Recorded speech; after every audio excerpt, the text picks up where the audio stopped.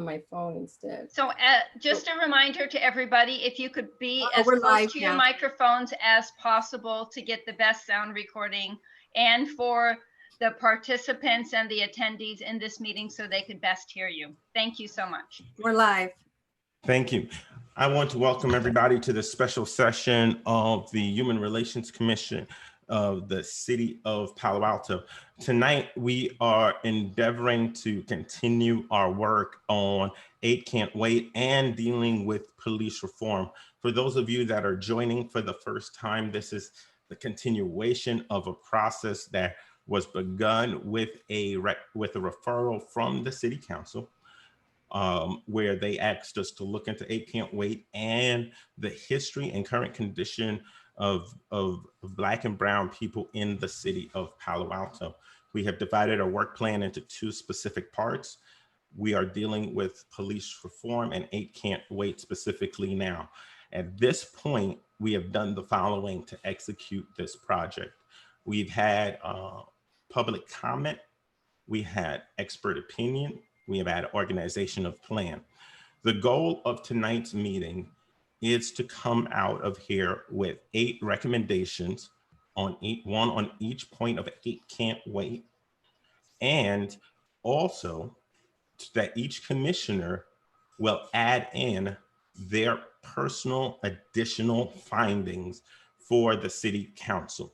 The reality is that these commissioners have done an outstanding job. They've already, in the last 30 days, committed to almost 12 to 15 hours of meetings. They've listened to dozens of people on the public comment, and they have spent hours and hours in personal research and digging.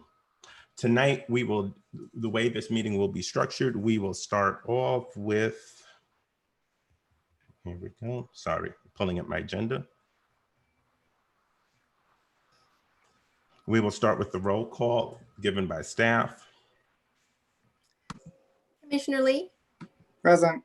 Commissioner Regier,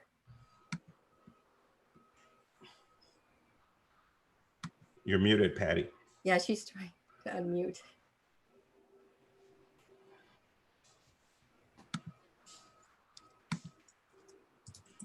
There you go. There you go. Here, okay. Commissioner Savage, Present. Chair Smith, Present. Vice Chair Stinger. Present. Thank you. Do we have any agenda changes, requests, or deletions? Okay, thank you. We're grateful tonight, given the gravity and importance of the work. We have been joined every step of the way by Councilwoman Lydia Koo, Councilman Greg Tanaka. We are grateful that they are working hard during their summer vacation because this issue is important. We also have our city manager who has been on every single one of these calls, City Manager Ed Shikadam, and we are joined today by Police Chief Robert Johnson and Assistant Chief Andrew Bender. What we're going to do now is open up for oral communications. We're going to bundle both oral communications tonight. So if you have anything to say on 8 Can't Wait or police reform, we are going to ask you to make those statements now. And Chair Smith? Yes, ma'am. Can we please do oral communications first for items that are not on the agenda, or see if anyone wants to speak to that before going to agenda item number 1, sir? Okay, thank you, ma'am. You're welcome. And everybody, if you have something to say that it does not have to do with police reform or 8 Can't Wait, please raise your hand now. All right, we have one hand raised. If you, and I see nobody on phone tonight, so we will give that. We will ask that we will give Jamie Hendry 2 minutes to make his comments, please. So Jamie, do you have a item that is not on the agenda tonight, or do you want to speak to number 1? I would like to speak to an item not on the agenda. Go ahead, please. Thank you, Jamie. I would like Thank you, Commission, for having these discussions and doing the due diligence. Thank you, Chair Smith, for the background. I just want to speak.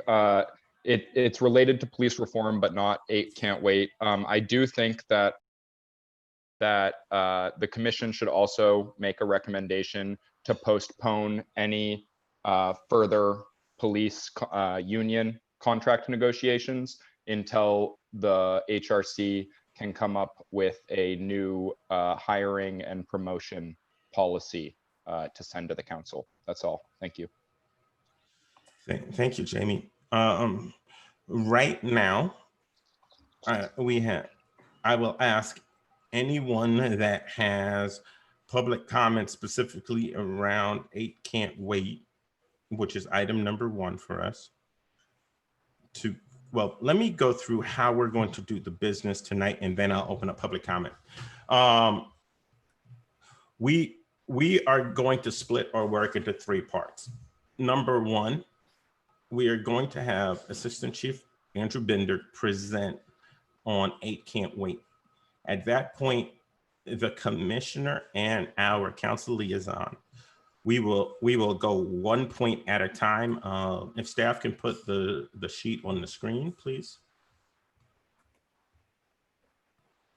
And it's coming.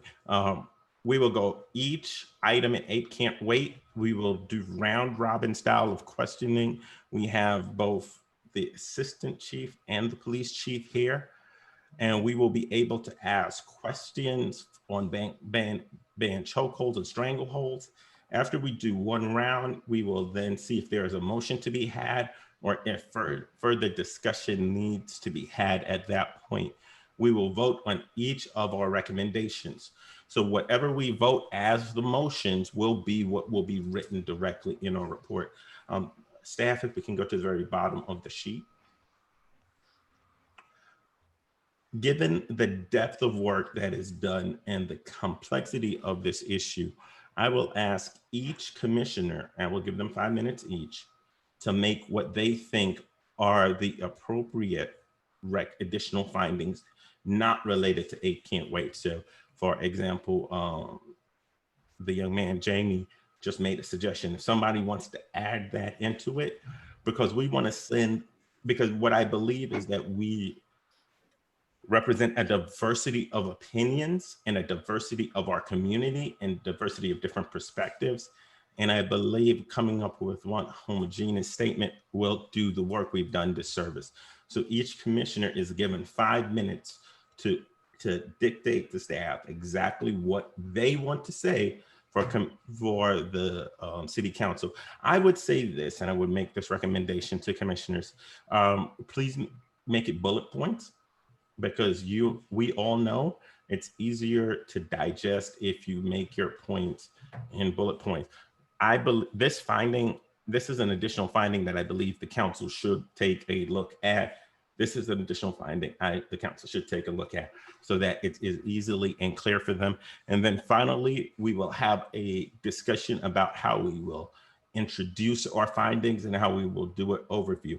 So the goal at the end of this moment, outside of some formatting issues, is to have a deliverable report to City Council representing the vote of this commission, but also giving each commissioner a voice to express what they have found in this search. Is that all right with the entire commission? Yes, Commissioner Lee. Can I ask for clarification? So at the end, I understand that each commissioner will provide their input, but are we as a commission going to actually be voting on, let's say the chair presents option A and all of us love it. Can we have the opportunity to actually vote and say, us as a HRC agree with the chair on option A? In addition to listing what individuals want, can we actually vote on each item? This is what I'll do. If several commissioners bring up the same item, I will bring it forward for a vote to get agreement as a commission. If there's something that somebody hears from other commissioners at the end that they would like to bring as a vote, I will bring it there. But I would like for each commissioner to have a clean slate to make their statement known, And then at the end, if there's some points of general consensus and somebody wants to bring up and say, do we want to vote on this as a commission? I'm more than willing to hold a vote then. That's great. That's perfect. Thank you. So again, what we're trying to do tonight is unprecedented. We are crafting the report in front of the public so that the public will know exactly what our statements are and how we say it. So what leaves this meeting tonight is what the city council will receive. All right, we are now open for, we have 22 people in attendance tonight. We have 2 people that have their hand up. Is there anybody else that would like to make a comment? Please raise your hand. Okay, thank you. Is there anybody else?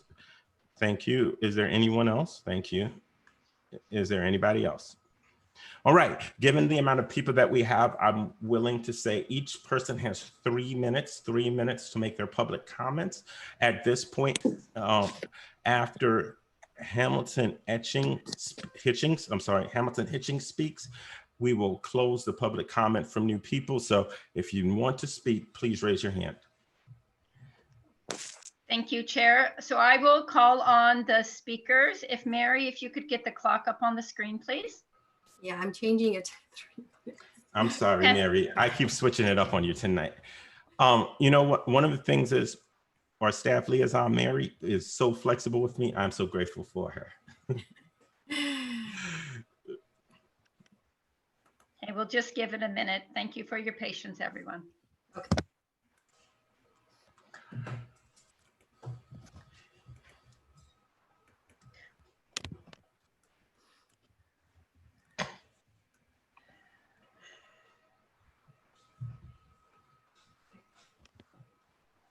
Okay. Mary, are you ready to get started? Yes. Is it up? Oh, Okay. okay. So the first speaker is Eric, to be followed by Hamilton Hitchings, to be followed by Jamie Hendry. Eric, you have 3 minutes. Go ahead, please.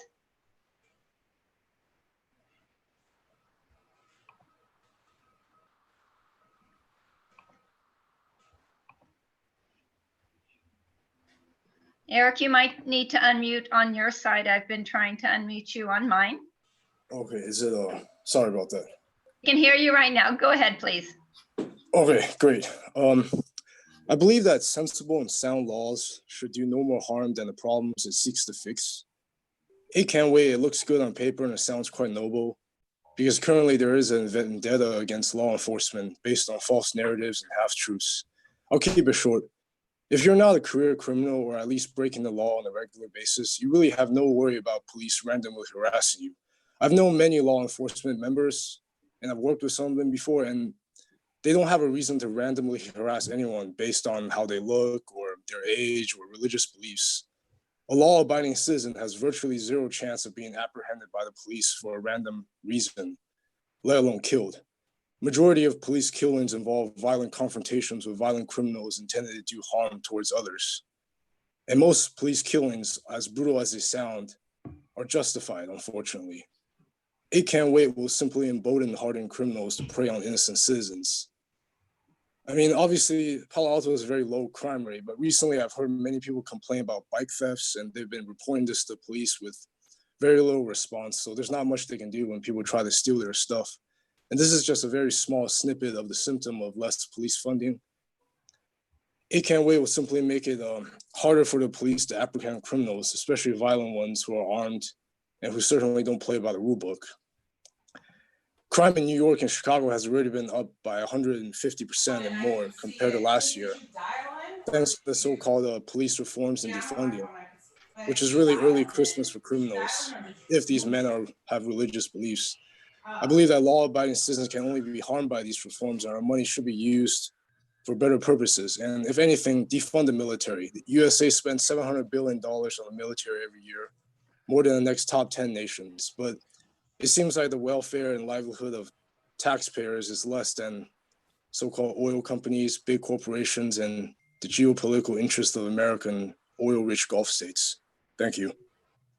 Thank you, Eric.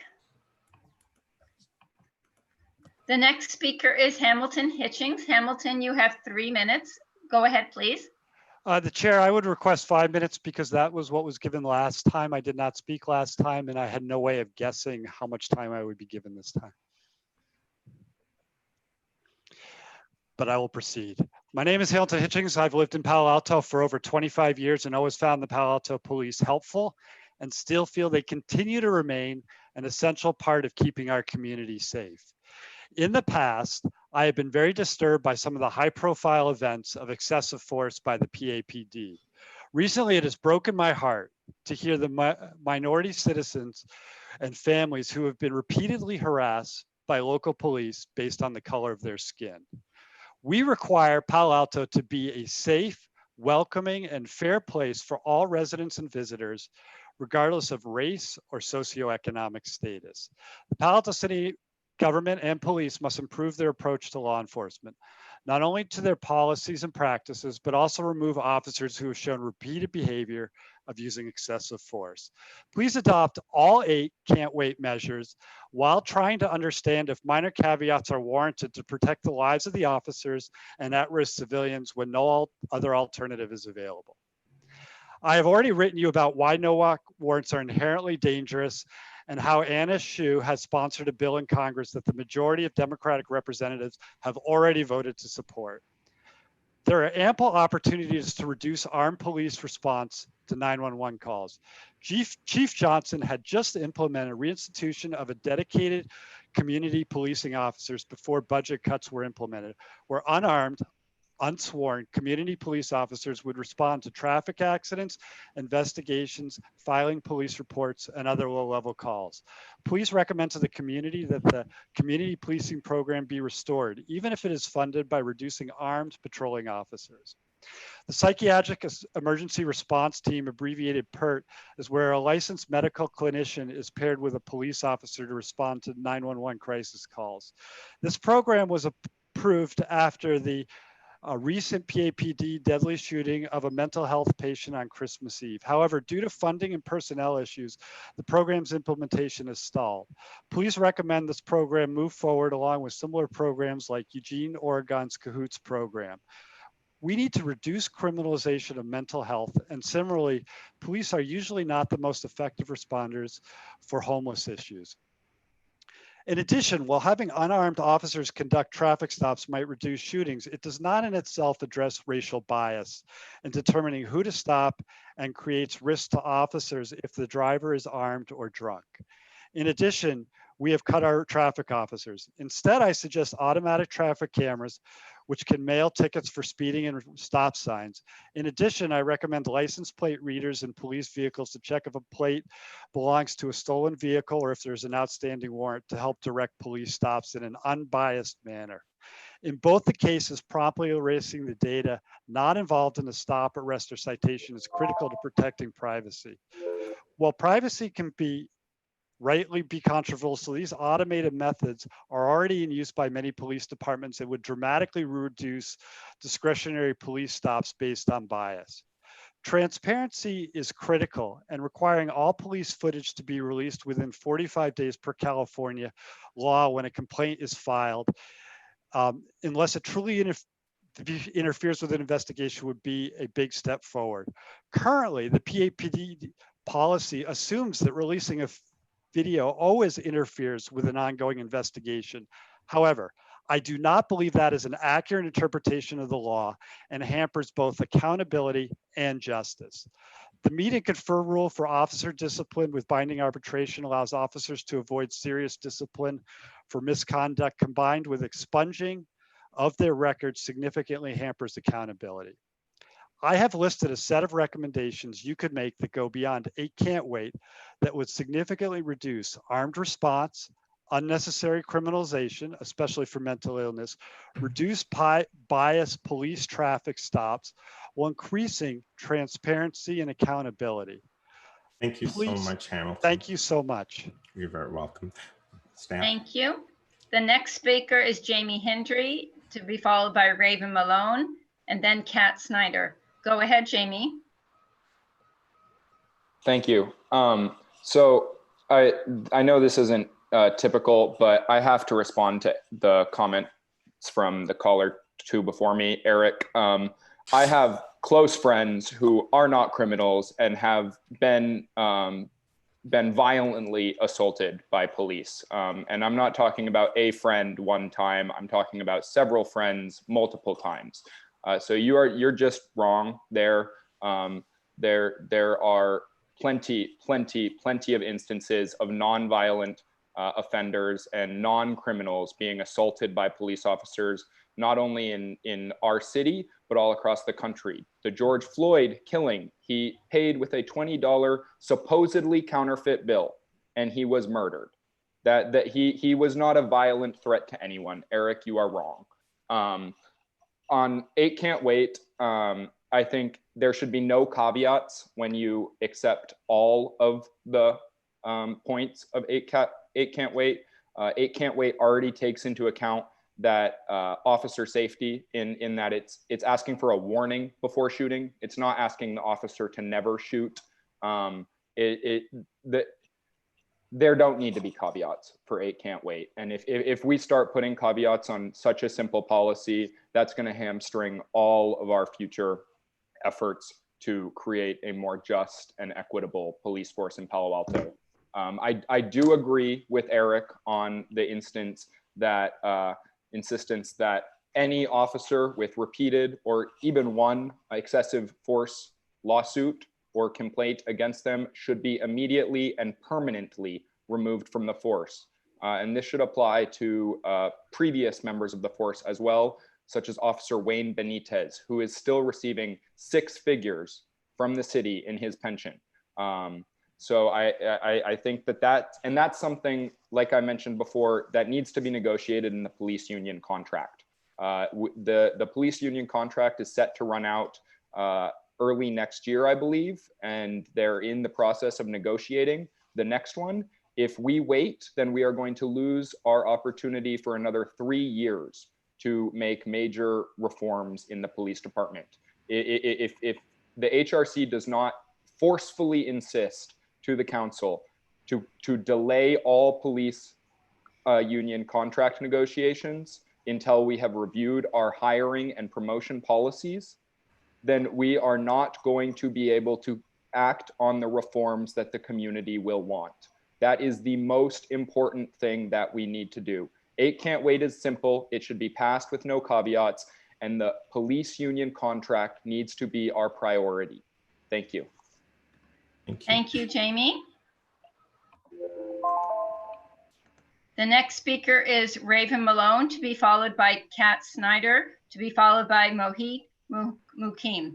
Go ahead, Raven. Hi, thank you for the opportunity to speak at this meeting. I'm extremely happy that this decision on community safety is being made after public comment. However, there are stories and voices that are still unheard now. I agree with everything that the caller Jamie before me said. We do have excessive force problems in the PAPD, and we have clauses that protect them in our union contracts. So there are people in the community with perspectives that should be the foundation of our policies. I urge the HRC to make recommendation to council to proactively create awareness, ensure that there are ways for stories to be collected by those who are unable to make the forum, and to agendize discussion on policy changes that we can make in Palo Alto.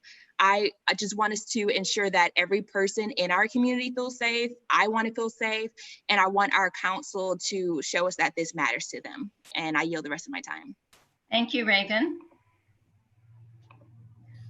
The next speaker is Kat Snyder. Kat, you have 3 minutes. Go ahead, please. Thank you.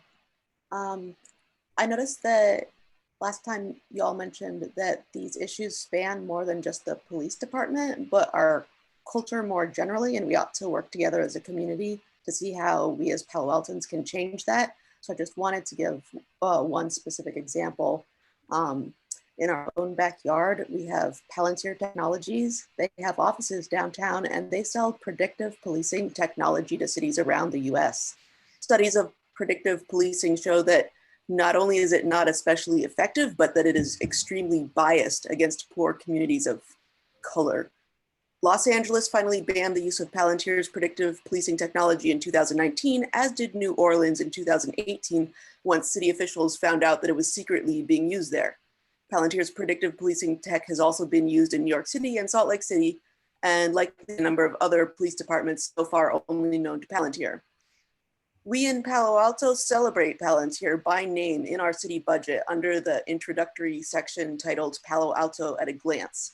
Perhaps we should reconsider celebrating them in our budget documents. We also allow Palantir to help sponsor the Black and White Ball this year, even after myself and other concerned citizens penned a letter to Palo Alto Recreation Foundation asking them to drop Palantir as a sponsor due to their role in rounding up Mississippi workers and putting them in ICE detention. Maybe we should reconsider accepting Palantir as a sponsor of Palo Alto cultural events. If now is the time to take stock of Palo Alto's role in bias policing, then now is the time to reconsider what our relationship with Palantir communicates to our residents and to others around the country about Palo Alto's values around bias policing and ICE detention. Thank you. Thank you, Kat.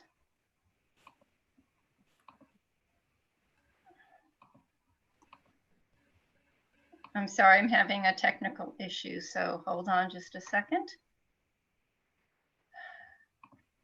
The next speaker is Mohit Mukim. You have 3 minutes. Go ahead, please. Hello, this is Mohit. I'm calling in to say that while 8 Can't Wait should be adopted by Palo Alto Police Department, I don't think it goes far enough, and I would recommend you all to look at the 8 to Abolition platform, in which the platform explains how we need to actually defund and divert resources away from the police and to services that actually improve communities and communities of color. So the Human Relations Commission is tasked with the important duty of taking into account the needs of the public and make sure that they're treated fairly. The Palo Alto Police has shown itself to be an active perpetrator of inequity and injustice. They've faced countless civil rights complaints and suits, from unleashing a police dog on a Black child to brutally beating and making homophobic remarks to a Palo Alto resident. As I said, reforms like 8 Can't Wait will not stop the excessive force and insidious racism of the Palo Alto Police Department.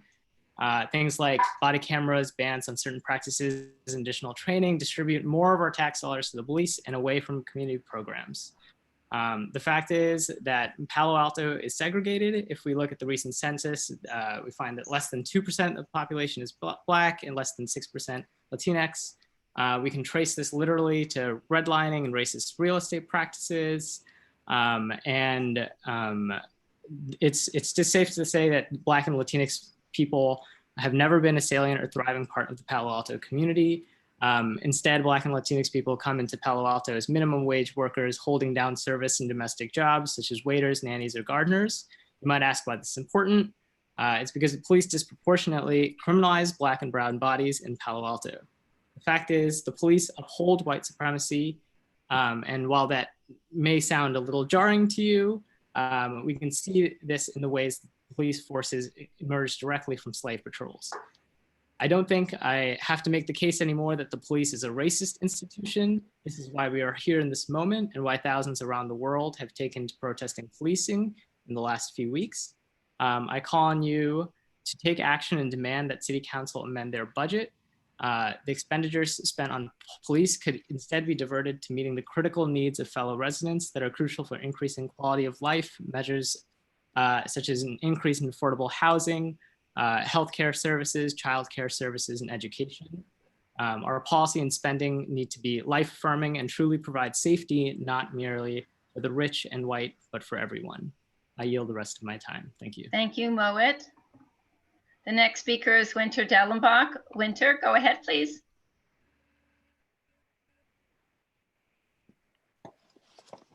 In reviewing tonight's agenda packet, I was surprised and disappointed to see that no more Palo Alto Police Department policies have been updated from when I looked at it earlier to 8 Can't Wait standards, which are indeed, by the way, just a beginning, not an end.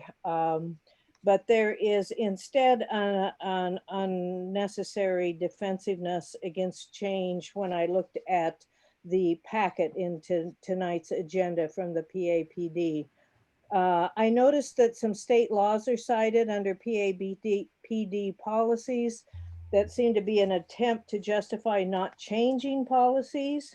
No, and oftentimes nowhere in the actual policy in the policy manual are most of these state laws actually cited. That I hope that you will not be intimidated by many of these state laws because you notice that many other cities in California, in fact, have embraced many, if not all, of the 8 can't wait policies. I urge you again to look at San Francisco that incorporates all the 8 can't wait policies. One policy I want to speak of in particular is the use of force continuum. Our police department in its packet dismisses it outright, saying it's out of date, and our police don't even teach it anymore. Just because you don't have it doesn't mean that justify not having it. There in California, some of the police departments that I took a look at, Irvine, San Francisco, Glendale, Riverside, San Diego, San Jose, Anaheim, Redwood City, they all have a use of force continuum. I didn't look any further. A continuum, by the way, is a continuance. I looked it up, an extent, a series, like from freezing to boiling. San Francisco PD has a minimal reliance on use of force, levels of threat, and levels of force. It's so you work from, you know, from one place to another in use of force, and we should have it. Finally, in the packet, it says, it talks about this going possibly to the union, your recommendations to the union, have them look it over and do, consult with them, and then to the city attorney before it even gets to the city council. My strong recommendation is that when you have your recommendations made, that you have them go to the city council. I don't see that the police union should should shortstop your recommendation before they go to the city council. Thank you. Thank you, Winter. Our last speaker is Mary Jane Marcus. Hold on just one second. So Mary, go ahead, please. Okay, can you hear me? I can, go ahead, please. So I'm glad that you're taking time for this. First of all, I just feel, you know, I'm a Greek American who hasn't suffered, you know, at the hands of police like our Black and brown neighbors. And I think they should really take the lead on the solutions and what is needed. And we need to listen to their voices. And I think what I heard at the session 2 weeks ago was that 8 can wait is really not going to improve things. And actually a couple, you know, people from Stanford, and most people except maybe one, all agreed it wasn't really going to help that much. And it's an opportunity cost if we spend energy on trying to finesse all the details of these. So I guess based on what the Stanford professors were talking about, and reminded that I think 100 years ago, we were invited to join PG&E, and we consulted with Stanford about whether it was a good idea, and they recommended not. And I think, you know, not just them, but the life experience with their research, I think is really important to heed.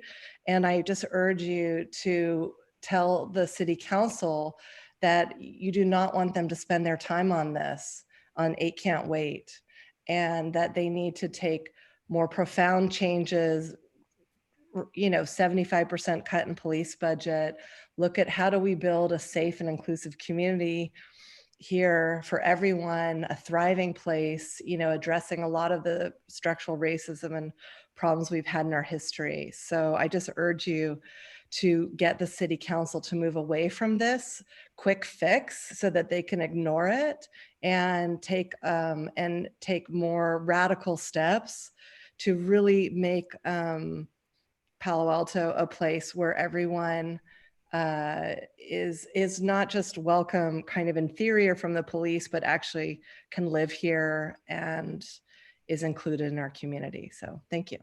Thank you, Mary Jane. Chair Smith, there are no more raised hands. Much. One of the things I take extremely seriously is the sanctity of the work that our commission does. And Winter made a comment that I really think I do need to make a public response to. The deliberation of this commission will go straight to the city council. And I guarantee you, we will put stuff out that there are people that will disagree and they will have a response. I don't care about their response. I care that the deliberation that is done by this body is delivered directly to the city council as their agenda was given to us. So to Winters, I just want to really state that to the public that what you see tonight is what the council's getting, and there won't be a filter or change or whatever. The report that is given in August to council will be what you see here tonight. Thank you. Right now we have Assistant Chief Andrew Bender. He is going to give a presentation on the position of the Palo Alto PD on 8 Can't Wait. Once he is completed with that presentation, we're going to dive into some deep digging. So to structure our conversation points, we will start by asking questions in a round robin style on each specific point. So we will start with the first proposal from 8 Can't Wait. We'll do the second proposal from 8 Can't Wait. We'll do the third. And each commissioner and council member will be allowed to ask questions on that specific point. We want to be very deliberative and clear. And at the end of each point, there will be a motion moved forward to what the commission needs to do as far as our recommendation to the council. For those watching, we need 4 votes from the council, from the commission members for a motion to pass. Assistant Chief Bender, can you please go ahead with your presentation? You have to unmute yourself.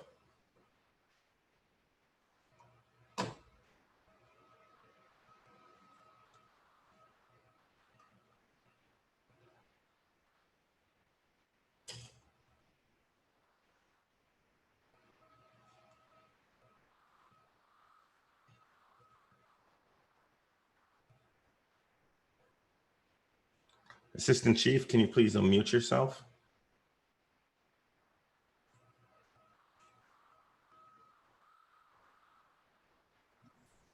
There you go. Thanks for the reminder. Can you guys hear me okay? Okay. First of all, Chair Smith, HRC committee and council members, thank you for this opportunity to make this presentation here tonight.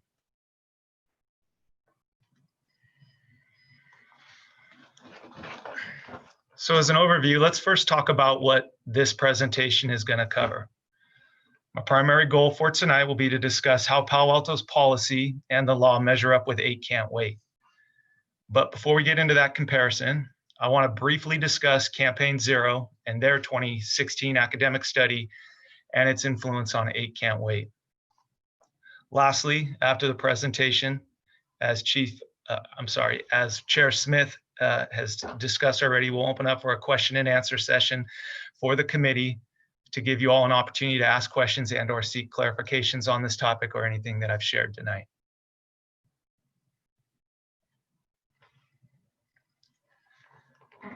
So just as I mentioned, let's briefly discuss Campaign Zero and its influence on 8 Can't Wait. On September 20th, 2016, an academic study by Samuel Sinyagwe was released that was titled Examining the Role of Use of Force Policies in Ending Police Violence. This study analyzed use of force policies in 91 of America's 100 largest cities and their police departments, and it sought to examine the relationship between use of force policies and police-involved killings among the nation's largest city police departments. Now, as part of their analysis, this study identified 8 main policies establishing restrictions on police use of force. So how does 8 Can't Wait, Campaign Zero, and police reform interconnect? First, let me just add some additional context for this study. The jurisdictions for the 91 departments that participated by providing their use of force policies were located across the United States, and their associated populations varied from approximately 208,000 to over 8 million. So as you can see, this sample size was very diverse.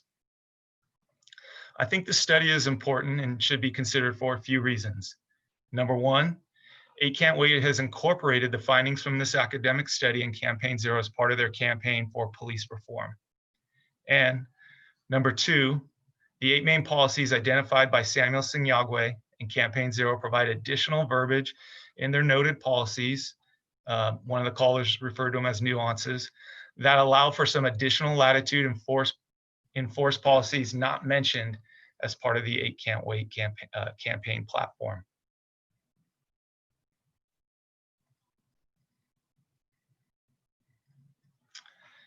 Now, let's discuss how department policy and the law measure up with 8 Can't Wait.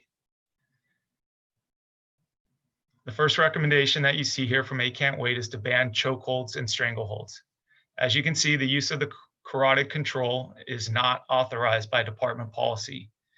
Also of note, or for consideration, when the carotid restraint was authorized back when we were training on it, defensive tactics instructors specifically taught not to use techniques that would be consistent or considered a chokehold or a stranglehold.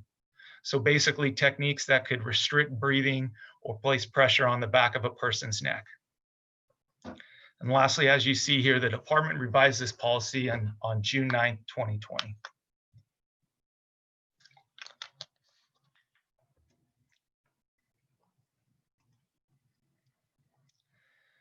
Next, 8 Can't Wait requires de-escalation. Our department policy requires that officers should consider conflict resolution and de-escalation techniques as time and circumstances reasonably permit for all types of calls for service. That includes self-initiated activity, any type of call for service, not just force incidents. Now, as you can see, Senate Bill 230 will require police departments to have policies in place no later than January 1st, 2020, that will require that officers utilize de-escalation techniques as alternatives to force when feasible.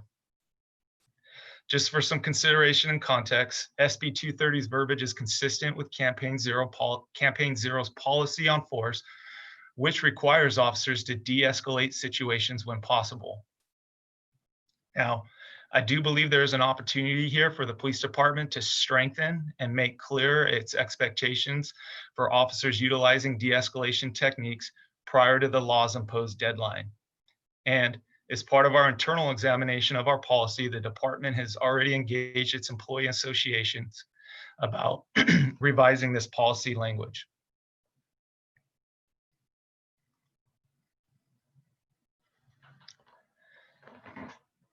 The third point of 8 Can't Wait requires officers to warn before shooting.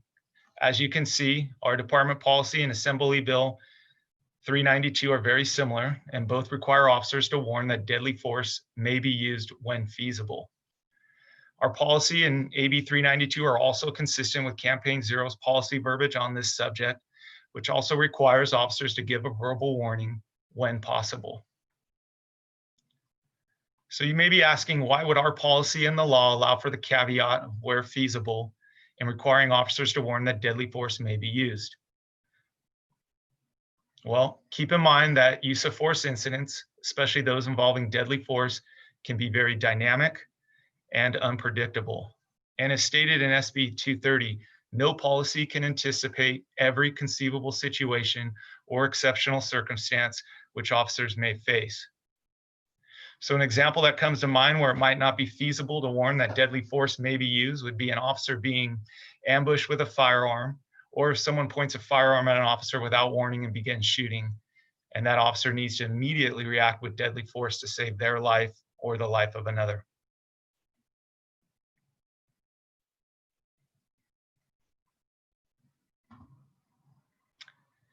Next, 8 can't wait requires officers to exhaust all alternatives before shooting. Our department policy requires that officers should evaluate other reasonably available resources and techniques when determining to use deadly force. And as you can see, the California Penal Code requires officers to use available resources and techniques if it's reasonably safe and feasible to do so.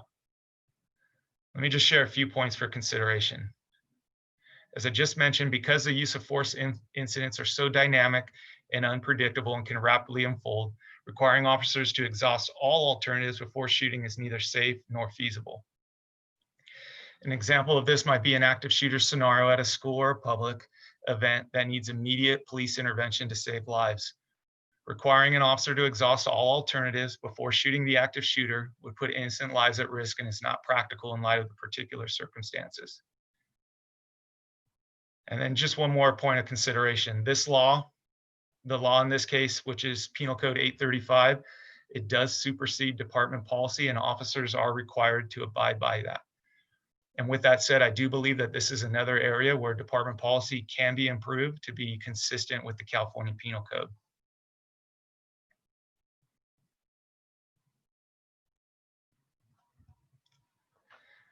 The fifth point of 8 can't wait requires a duty to intervene. Our department policy and Senate Bill 230 require that an officer intercede to prevent the use of unreasonable force and report their observations to a supervisor. As you can see here on the screen, this policy was revised by the department on June 17, 2020.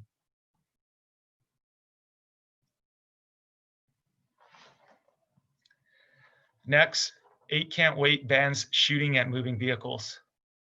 Before I get into this, I'd like to first point out that our department policy also recognizes that shooting at moving vehicles is rarely effective and that officers should move out of the path of approaching vehicles instead of discharging their firearm at them. But as you can see, our policy does allow for officers to discharge their firearm at moving vehicles under two very specific circumstances. The first circumstance is if there are no other reasonable means available to avert the threat of the vehicle being used as a deadly weapon. And the second circumstance is if deadly force other than the vehicle is being directed at the officers or others.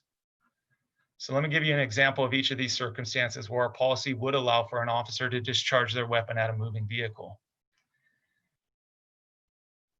If you've been following the news, one of the unfortunate occurrences I've been reading about lately and far too often over the last few weeks is vehicles driving into crowds of demonstrators that are exercising their First Amendment right to free speech.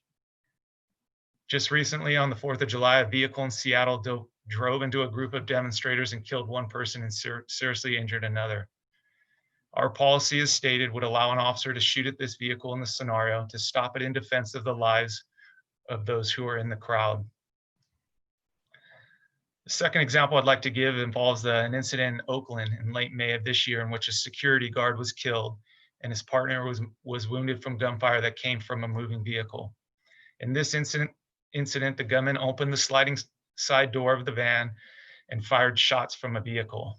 Our policy would allow an officer to shoot at this vehicle in defense of the officer's or another person's life. And then lastly, I just want to add one more thing on this topic. Based on our records and our institutional knowledge that we have here in the police department, a department member has not shot at a moving vehicle in at least 25 years.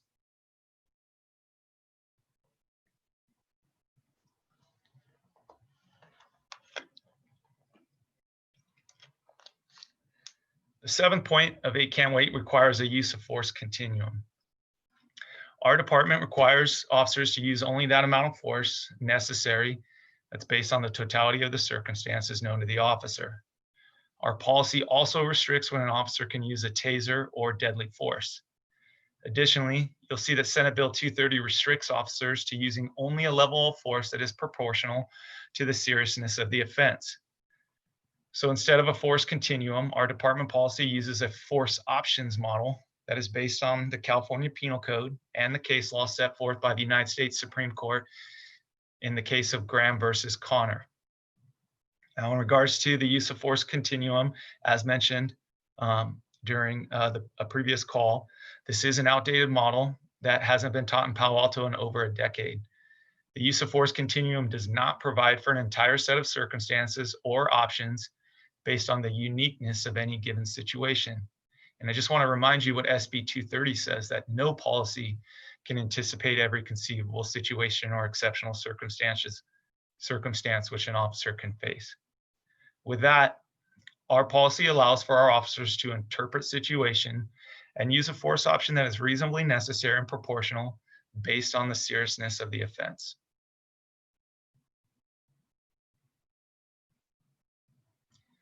And lastly, 8 Can't Wait requires comprehensive reporting. You'll see that our department policy requires that any use of force be reported to include any time an officer points a taser or a firearm at a person. This is consistent with Senate Bill 230 and Campaign Zero's policy on requiring comprehensive reporting. Chair Smith, this concludes my presentation. At this point, I'd like to turn it back over to you and open it up for further discussions and questions. And if you could just bear with me, I'm going to take down my slide presentation as you do that.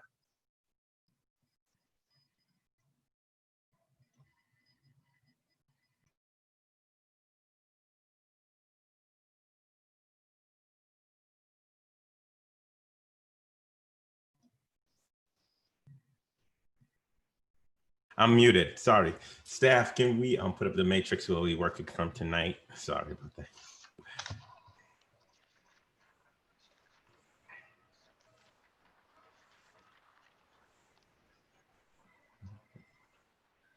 Chair Smith, can you hear me okay?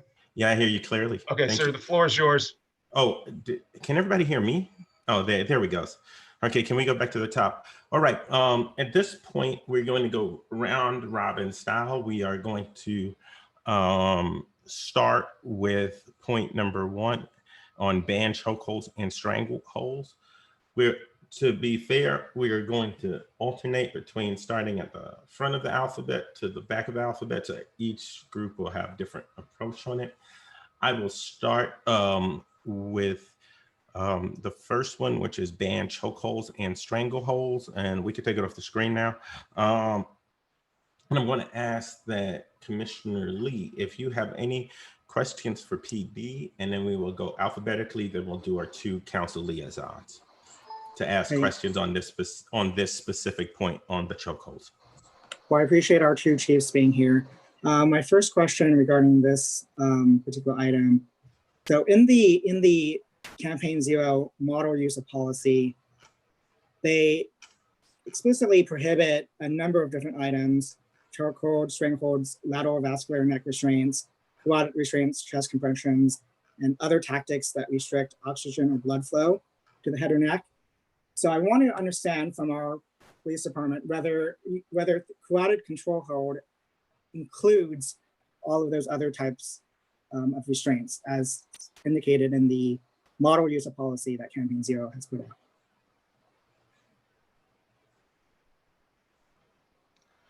So I can take that question. Thanks, Commissioner Lee. That's a good question. So I think that the carotid is different from a chokehold or a stranglehold. We've never trained on a chokehold or a stranglehold. A carotid restraint, when applied properly, does not restrict the airflow. It does not apply pressure to the back of the neck. And so our defensive tactic instructors, when they taught back when we did have the carotid and it was an authorized force option, they specifically taught not to place pressure on those areas or restrict the breathing, as I mentioned earlier.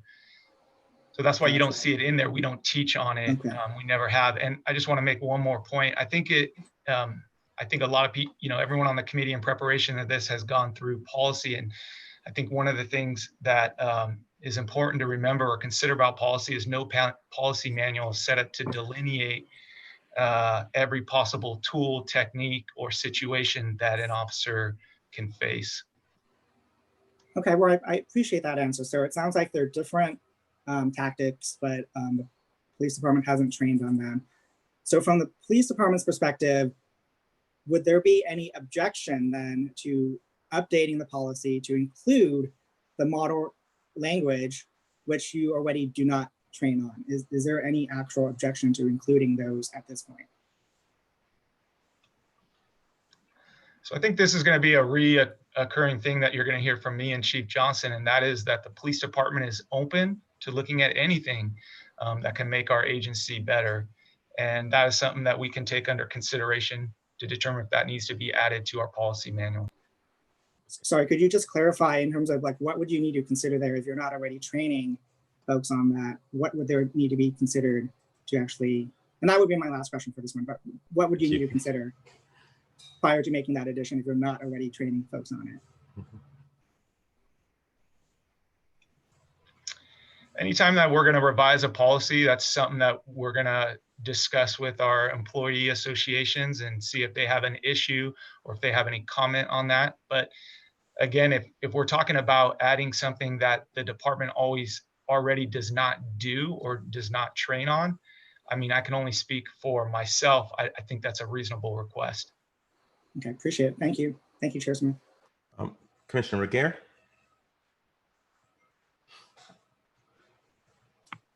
I have no questions. I just want to say that I think that after listening to everyone, I think it's great that they're here. But I think that if the City Council had listened to all the presentations, our direction wouldn't have been 60 days for 8 can't wait. I think it would have been different. So for myself, I think that we should just move on. But so that's why I don't have any questions, because I think 8 can't wait isn't enough, and we're rushing this through. So I'll hold my questions, because I think that this is just kind of being railroaded after listening to everyone of the 8 can't wait campaign. And I think we should just endorse it and really get down to business of what's really important, because I think the City Council wouldn't have asked us to do this in 60 days if they had already heard the other speakers and the professionals. Thank you. Thank you. Commissioner Savage. Palo Alto police policy is in line with this restriction. You have to come a little bit closer. Palo Alto police policy is in line with this restriction. So there's nothing more to say. All right. Commissioner Stinger. Do you want just questions or questions and comments? Questions and comments, please. No questions, just thank you to the police department. I would consider this policy currently in compliance with 8. If we make changes to the 8, I would suggest adding the wording that Commissioner Lee read from Campaign 0.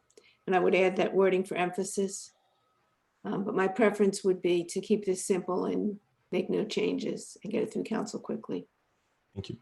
My turn. So Assistant Chief Bender, one of the things that I heard you say specifically was it wasn't trained on, but given incidents like Eric Garner, where officers in a tussle are going to chokeholds because it's a natural fight position, are we training against it? And is there any kind of punitive action against an officer for using this kind of force? Because we've seen several high profile cases where chokeholds were used. So I would love to see this language in the policy to be detrimental, to show people that this is detrimental action and that it's not, even in the scramble, it's not something we advocate for. Yeah, thanks, Chair Smith. I think you have 2 questions there. Let me see if I can answer them both one at a time. So the first is, if I wasn't clear, we, when we trained on the carotid restraint, we specifically trained not to do movements that could be consistent or could be taken as a chokehold or stranglehold, meaning we specifically trained to make sure that the officer's arm or body parts that were in contact with our subject didn't restrict breathing or airway and didn't apply pressure to the back of the neck. And then, as I stated, the carotid restraint is a different technique that doesn't need those 2 things to in order to make it effective. And then in regards to your second question, you know, an officer is responsible for the force that they use. And the law is very specific that it has to be reasonable, it has to be proportional, and it has to be, it's judged from the reasonable officer standard. And so if an officer is using a technique that is the department doesn't train on, or is not proportional or reasonable based on the reasonable officer standard, that officer can be liable for their actions out there, both criminally and civilly. Okay. So if we put the verbiage in that this is not acceptable, I think it would be helpful for the entire process. Councilwoman Koo? I don't have any questions right now. It's very interesting to hear your questions from the commission. And also thank you for the presentation, Chief, Assistant Chief. Councilmember Tanaka? Yeah, thank you. Thank you for the presentation.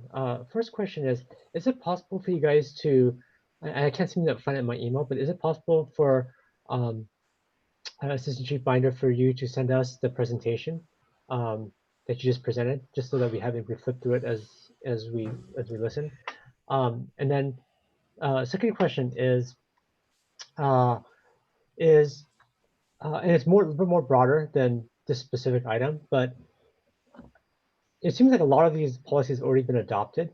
And so I guess I'm just interested in knowing what has the impact been in terms of law enforcement or the community in terms of the performance of law enforcement, or the impact in terms of maybe incidents with the community when it can't wait has been implemented. Because it seems like, you know, a lot of these elements have been implemented in some way, shape, or form. But I'm just curious to know, like, so what has the full adoption in other cities that have done this before us? What has that? Do you guys have any ideas of like what the results have been, positive or negative? Is there any data on this kind of stuff? So let me answer, I'll answer your first question because that's an easy one. Yes, I can't get you the PowerPoint. And then number two, if you could email that now, that'd be great. You got it. And then number two, that is a pretty broad question, so I'll do my best. I think that what you're seeing is a paradigm shift in policing. You're seeing police agencies looking at their policies, their procedures, how they serve and operate in the community through the lens of the community, instead of sometimes in the past, the police department may have acted in a way that they think is appropriate. But I think that there is a huge wave of momentum that, and we know that because there's 20 legislative bills that are working their way through the California legislature right now. And we know that the community is demanding that we listen to them, and that we listen to how they want to be policed, and that we listen to how they want the police department to function and operate and perform in probably one of the most critical areas, if not the most critical area of policing, and that's when a police officer uses force. And so I think that that's what you're seeing here. And I think that, you know, speaking on how quickly the carotid restraint was dropped from agencies' policies, I think law enforcement agencies are receptive. They are open. We have to be. We ultimately serve our communities, and so we still will, you know, maintain our opinions, and we still will be guided by case law and Supreme Court decisions, and also those internal policies. But I do think that you're going to see how policing and how the service delivery of policing is going to change, and is changing. Thank you so much. All right, staff, if we can put the motion up on the screen. I want to see if we can take a stab at a motion given what we have currently received. I would like to bring a motion to the floor that that for the first piece, that the language motion that or recommendation is the language of chokeholds, strangleholds, lateral vascular neck restraints, chest compression, and other tactics that restrict oxygen or blood flow to the head or neck be added to the police policy. Can I get I'll repeat it for you, Mary. Chokeholds,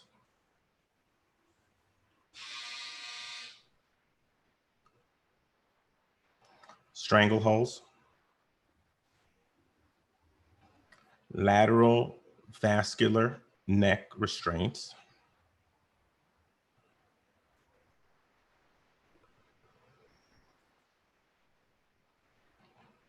chest compression,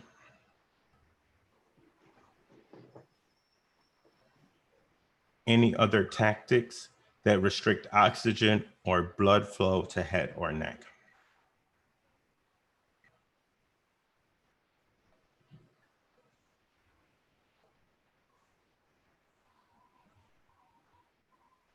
Be added to, recommend that language be added to the PAPD police policy.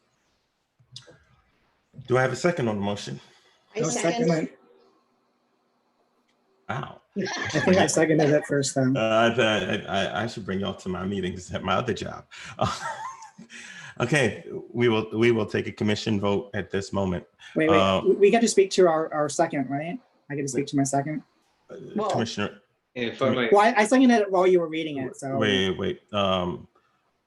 Let us start first with the city manager, and then Yes. we will hear from Commissioner Lee, and then can you put second for Commissioner Lee in the box, Mary? Thank you. If I could ask just a clarifying question, I think this is in your intent, but it might be helpful just to be explicit that when you say added to the PAPD policy, you mean explicitly prohibited by PAPD policy? That accurate? Yes.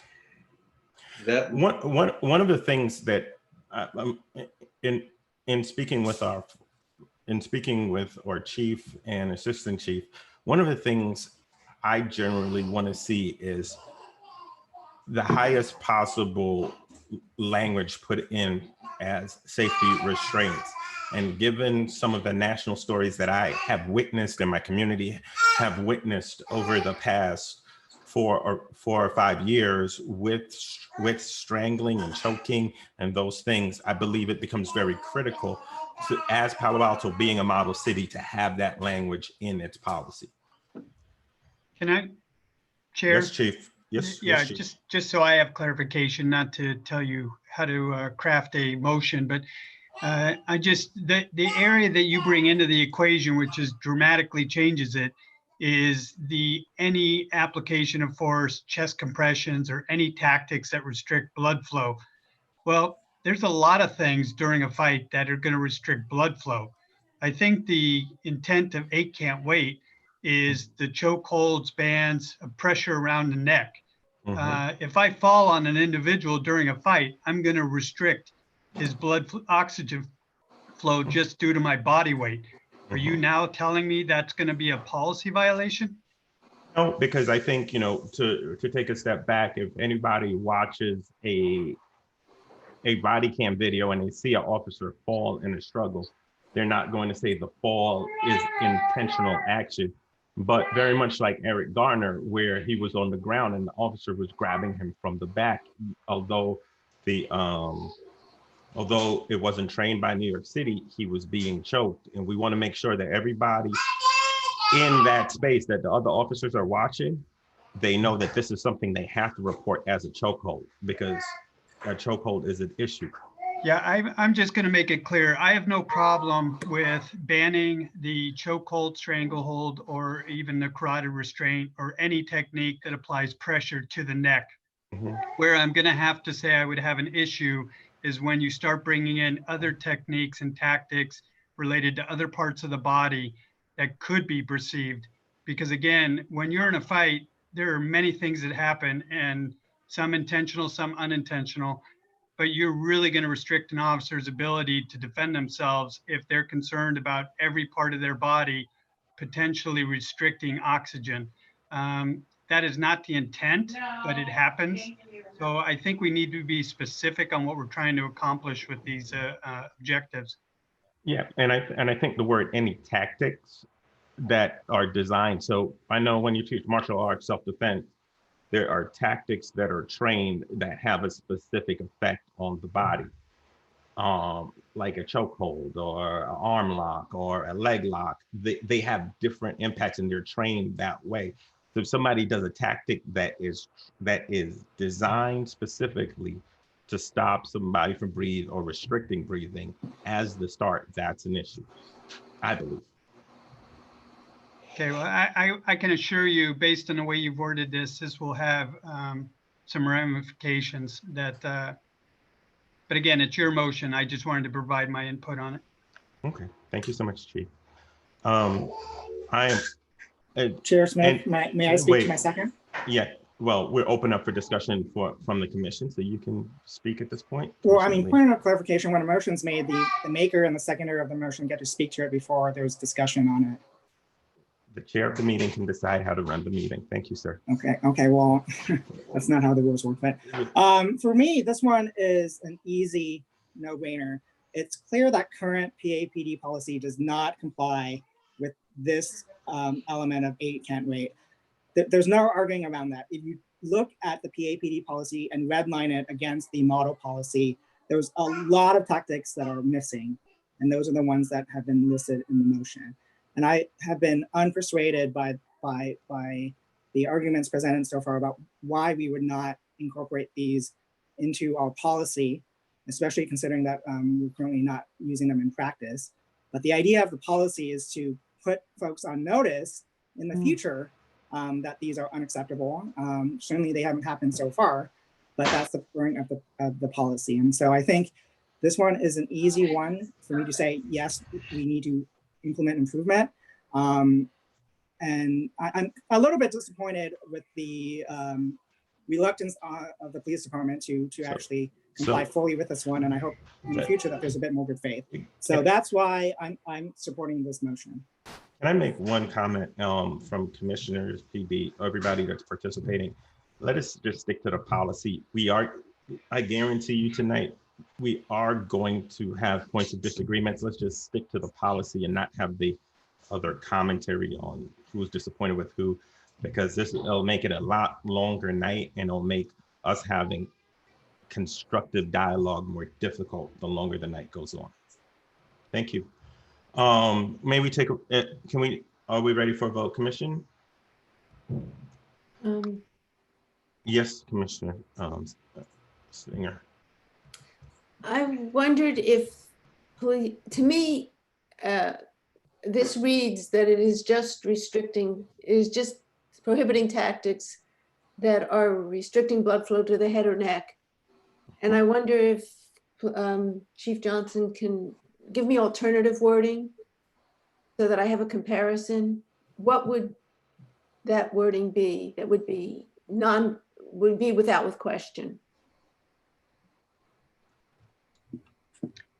It's not the wording. I have no problem with any technique, or I do have a problem, so I'm clear. I do have a problem with techniques that are going to restrict blood flow to the head and the neck that are designed to do that based on the definition of a carotid restraint, the application of pressure on the carotid arteries, or a chokehold or a stranglehold. I'm just cautious based on the way I'm reading this, that if somebody applies pressure to the chest, that's going to be a policy violation. And maybe I'm misinterpreting the way this is reading. Well, it doesn't say anything about chest. It says chest compressions. It says chest compressions or any other tactic that restricts oxygen or blood flow to the head or neck. I read it that whatever restricts blood flow to head or neck being the critical point of the policy. But by design, that's my concern, is I think that if I were to fall on an individual, I'm going to restrict his ability, not by design. I'm just happen to be applying body weight to him. So based on this, I want to make sure that's not the intent of this policy. The policy, the way I read it, and this is why, is that it has to be a specific tactic. Like there has to be intention behind it. That's how I read it. Yeah, I like that word though, intent to restrict. Because again, I think things can happen where an officer falls, does not intend to restrict blood flow. I think that word intention goes a long ways. No. Who said no? Or somebody say something? Commissioner Regier said no. Oh, Commissioner Regier, can you please speak? I'm sorry. Oh, that's okay. I think we put a motion on the floor, and I think that the commissioner, I think that we should either vote and then amend something, but I think when someone says intent, I mean, if you've ever, not that the police would do this, but, oh, I didn't intend to do this, so it's not a violation. And I think that's a problem. I think that using tactics is the correct word. Okay. And so that's all I wanted to say. Thank you. Do we have any other commissioners that would like to say anything else? Okay. Chair Smith? Yes, Commissioner. I'll just make this really quick.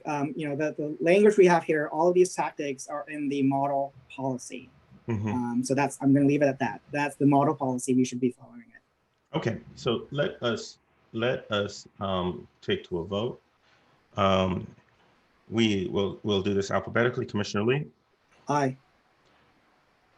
Commissioner Regier. Aye. Commissioner Savage. Based on the chief's remarks, if we don't use the word intent. I can't hear you. I heard her. I'll have to say nay. Okay. Commissioner Stinger. Aye. Commissioner Smith, aye. Okay. We will move to the second point, which is required de-escalation. We will start at the back of the alphabet this time. So we will start with Commissioner Stinger up to Commissioner Lee if they have any questions on required de-escalation at this point. Commissioner Stinger, do you have any questions on the required for de-escalation? I have no questions. Commissioner Savage, do you have any questions? Yeah, can you hear me now? I hear you. Okay. I do have one question. In the original recommendation, there was a phrase, when possible, require officers to de-escalate when possible. And I just want to make sure that that's part of the recommendation that we approve. Okay, thank you. Commissioner Regier. I guess I'm just a little confused about what this required de-escalation is if we're going to amend it. So I'd actually like to see the exact motion that we're voting on. It's because I think that once again, just like intent. We're asking if we have any questions, and then we'll craft the motion on the de-escalation. I guess I'm wondering. I guess my question is, when you say require de-escalation, what is that? What is that? What is that? Okay, so at this point, the campaign zero language says prior to using physical, non-deadly and/or deadly force, all law enforcement officers must use proper de-escalation techniques to decrease the likelihood that law enforcement officers will resort to force and to increase the likelihood of cooperation between law enforcement officers and members of the public. The current policy in the PAPD manual, which is 300.3.1, says officers should consider, as time and circumstances presumably permit, conflict resolution and de-escalation techniques when responding to all types of calls for service and when engaging in self-initiated activity. So those are that's our current policy, and that's the 8 can't wait. And I think it's a good time to ask the chief or the assistant chief, like, your questions on why our language varies from the language of 8 can't wait and what your thoughts are on it.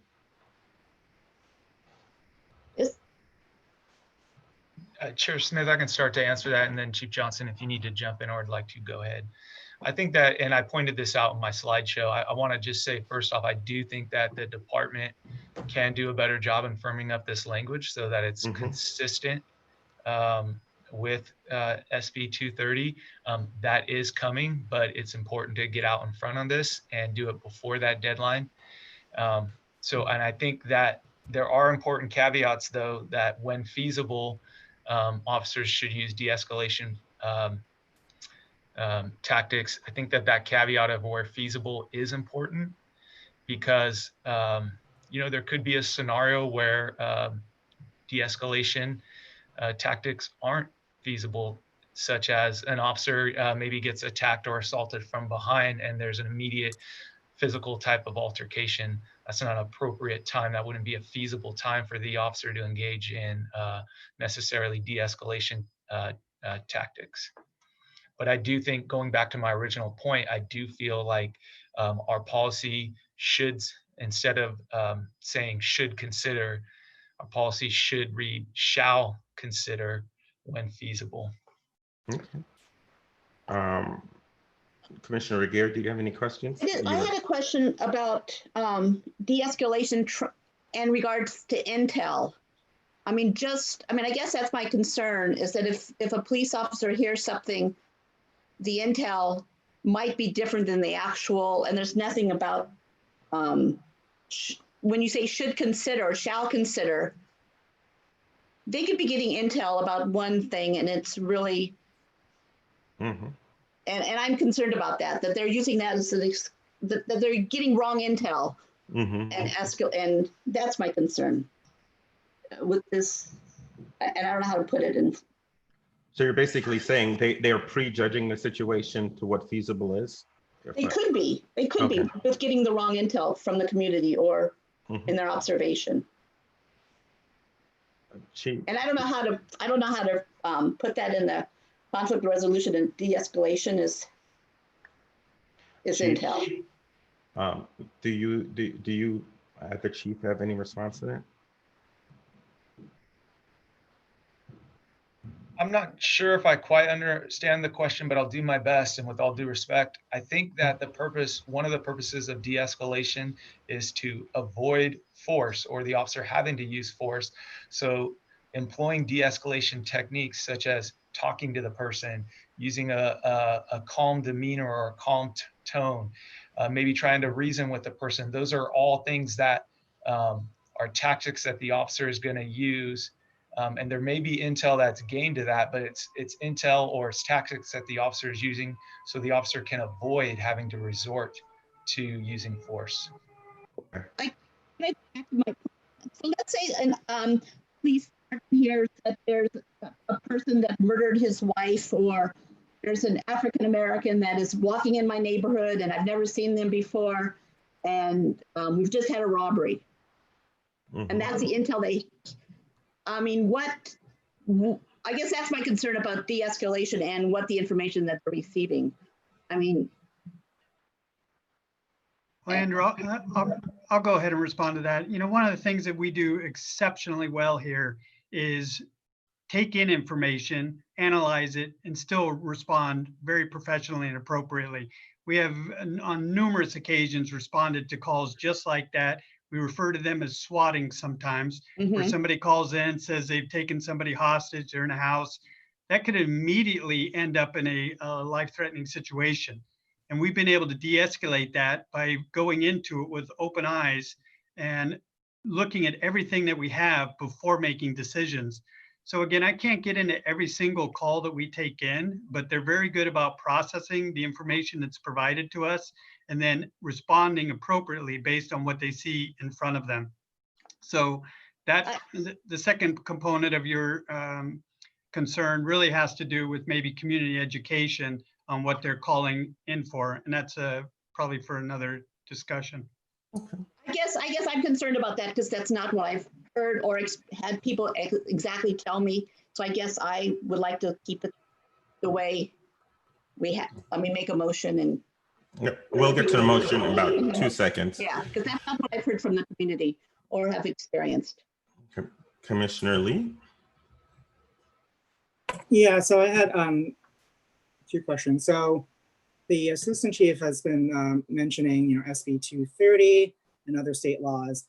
For SB 230, is that, in your estimation, a ceiling or is it a floor in terms of the standards in which our city can adopt? Wow. Well, I think, as I said before, the police department is always open to looking at anything that can make our agency better. And I think part of, going through this exercise tonight with you guys is to hear your recommendations, hear what we have to say about it. I do think that, like I've said on this one specifically, I do think, and one of the policies I think was mentioned, I can't remember who before, mentioned the San Francisco force policy. I think one of the things that they do well is they really lay out the importance of de-escalation. They break it down. they define it. And so I think that 230 doesn't require a policy to be written to that extent, but that is not an unreasonable endeavor for the police department to consider to do. Okay, so it sounds like the police department is saying that we can go above and beyond what the state requires. So that's good. That's good to know. Could I, as part of my next question, can I share my screen, please? What are we sharing? I just want to pull up the comparison of the current policy versus the model policy. I have it on my screen. Can you just do it verbally? I want to keep No, everybody. I would prefer if we show it. Could we please show it, please? It takes like 2 seconds. You're not going to let me show it? Nope. Okay. I want to keep everybody. Okay. Everybody. Okay. So everybody on par. Well, I mean, everyone knows how to do that. But so the current PAPD policy says officers should consider, as time and circumstance reasonably permit, ... That seems very loose language to me. And to his credit, the assistant chief has said that needs buttoning up. In the model policy, it uses stronger language. And my question is going to be whether the police department would be amenable to having the stronger language. The model use of force policy says, prior to using physical, non-deadly, and/or deadly force, all law enforcement officers must use proper de-escalation techniques to decrease the likelihood, et cetera, et cetera. So my question is this: does the police department have any opposition to adopting the Campaign Zero model use of force policy, which uses the word must use proper de-escalation techniques, as opposed to should consider or shall consider or any of the other language currently or proposed? I believe, and Chief Johnson can speak for himself, but I believe that the caveat on there of using de-escalation when feasible as opposed to must is an important consideration and does allow for interpretation by the officer based on the totality of the circumstances that are presented to them. So you would include feasible in that. What about necessary instead of feasible? Sorry. I guess I would have to see the motion first to comment further on it. That's fine. That's fine. That's my comment. I'm ready to make a motion if you're ready to entertain it, Chair. No, I actually have to. We have 3 people left to ask questions. Chief, I want to ask a couple of critical questions earlier. What is the standards that your officers are using to determine should and can, and because the language seems absolutely very subjective. Is there a scale that is out there like San Francisco that we could apply to the language? Because the one thing that I'm in disagreement with 8 Can't Wait is I think we need to have some very clear guidance on what de-escalation is and what that looks like. Because it's easy, people can misinterpret words. So you could say de-escalate and somebody said, I stood there kindly, and that's not the steps in de-escalation. So I just wanted you to sort of clarify on that. So just so I can make sure I answer your question, can you just reword and give me your direct question? Okay, 2 questions. What is the standard that they determine if they should de-escalate? What is the standard that officers are taught today to determine if they should de-escalate per your language? And you talked about the second question is you talked about the framework in San Francisco, that they did a really good job of laying out what de-escalation is. Can you give us some examples of that? Is that clear? Yeah, thank you. So to your first question, the officer is going to take into account a set of facts, right? They're going to show up to a scene, or they're going to be involved in an incident as this incident unfolds, and there's going to be a set of facts that are going to potentially rapidly unfold in front of them. That officer is taking into these circumstances and then making decisions on how to act, what to do, whether they should employ de-escalation techniques or not. Now, the officer should, as a default, unless there's the circumstances are otherwise, the officer should employ, prior to using force, should employ using de-escalation techniques. And like I said, that is the demeanor in which they talk to the person, using a calming tone. It could be maybe trying to get the person to answer questions, whatever they're trying to do to de-escalate the situation. They're basing that on basically the totality of the circumstances, what they're seeing, what they know to them. So I'm not sure if that answers your question in its I have entirety. a follow-up question to that. Sure. One of the critical things is bias. And even Jennifer Eberhardt's work at Stanford is extremely clear that even Black police officers are more likely to have an adverse respect to Black suspects. So this is why I want to make sure that when we talk about de-escalation, there is a way that we're not leaning on somebody's bias to make the decision what de-escalation is. So I think that's a great point. And you know, in a perfect world, that would be great. Unfortunately, we're dealing with humans regardless of the profession, and you know, police officers are human just like everyone else. And so, you know, our goal, number one, everyone has an implicit bias, and what's important for, especially for police officers, is that we ensure that those implicit biases don't factor into our decisions about how we use force, or even how we treat someone, or how we communicate with someone, or even as simple as whether we are going to let those bias dictate whether we stop someone or stop to talk to someone. So that is an important consideration. And our goal here in the implicit bias training is not to allow those implicit biases to control the decisions and the actions of the officer. Okay, thank you. Council member Tanaka?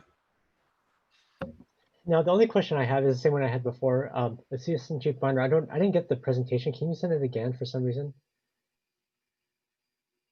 Okay. Yeah, I'm sorry. I didn't realize you wanted it right now. Let me work on that. So, you know, on that point, it might be helpful to send it to Mary, excuse me, Mr. Chair, for the purpose of having it On posted screen to the public as well. I think that would makes be sense. our expectation. Councilmember Koo? You're muted. Yes. Thank you. So I was just listening to I think it's mostly the definition that we're going after for de-escalation, because it's such a big word and it doesn't pin down exactly what is going to be done. So, you know, just as Assistant Chief Binder had mentioned San Francisco's policy for this item, there's also Mountain Views, which seemed also pretty definitive, where they actually speak about the de-escalation techniques, such as self-control, and then they go into effective communication, scene assessment and management, and reasonable force options to decrease the likelihood of the need to use force during an incident. So I think, is that what you're asking for, Chair? Yes, that Something to that effect in terms of define what you're going to do in de-escalation. And I would like to also add that, perhaps add a goal. The goal of this de-escalation is you know, what would you want the goal to be, right? So just a suggestion. I was listening to going back and forth. Okay. Thank you so much, Council Member. I'll entertain motions. Yes, Commissioner Lee. I move that the HRC recommend that the City Council adopt the model use of force policy with respect to de-escalation, that prior to using physical, I'll wait for, adopt the model use of force policy with respect to de-escalation, and in quotes, you can begin quotes before prior. Prior to using physical, non-deadly, and/or deadly force,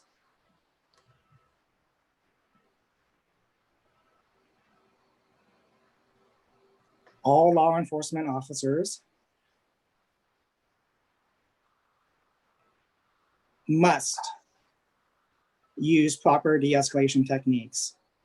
And then you can just put ... and we can copy the model policy from there. That's the essence of it. Okay. We have a motion. Do we have a second on the motion? Can I just? Mm-hmm.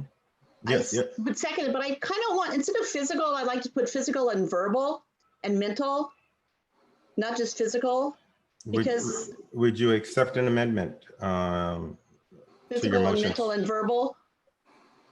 Would you accept an amendment to your motion, Commissioner Lee? Not at this point, but if you want to make a substitute motion after you second it, that's certainly possible. Well, she's not seconding I it. can't second this because I Okay. would really like to put verbal and mental. Okay, thank you. Do we have any? I don't want, but I guess my question is, I don't, oh, okay. Well, I'll make a motion that will help you. We have a second. You accept the amendment, Stephen?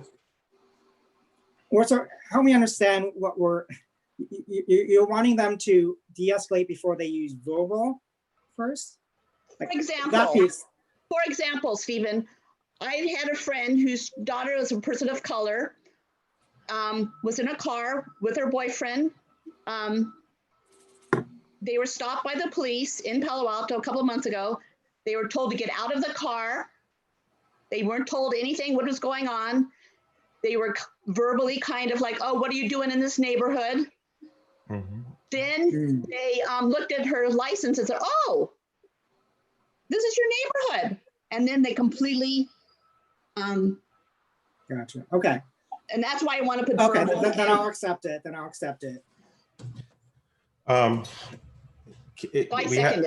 Okay, so we have a motion by Commissioner Lee.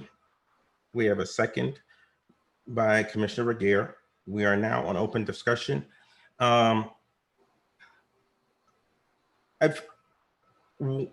Commissioner Regier, I think, is onto a very critical thing. And even Chief Bender brought it up and Councilwoman Koo brought it up.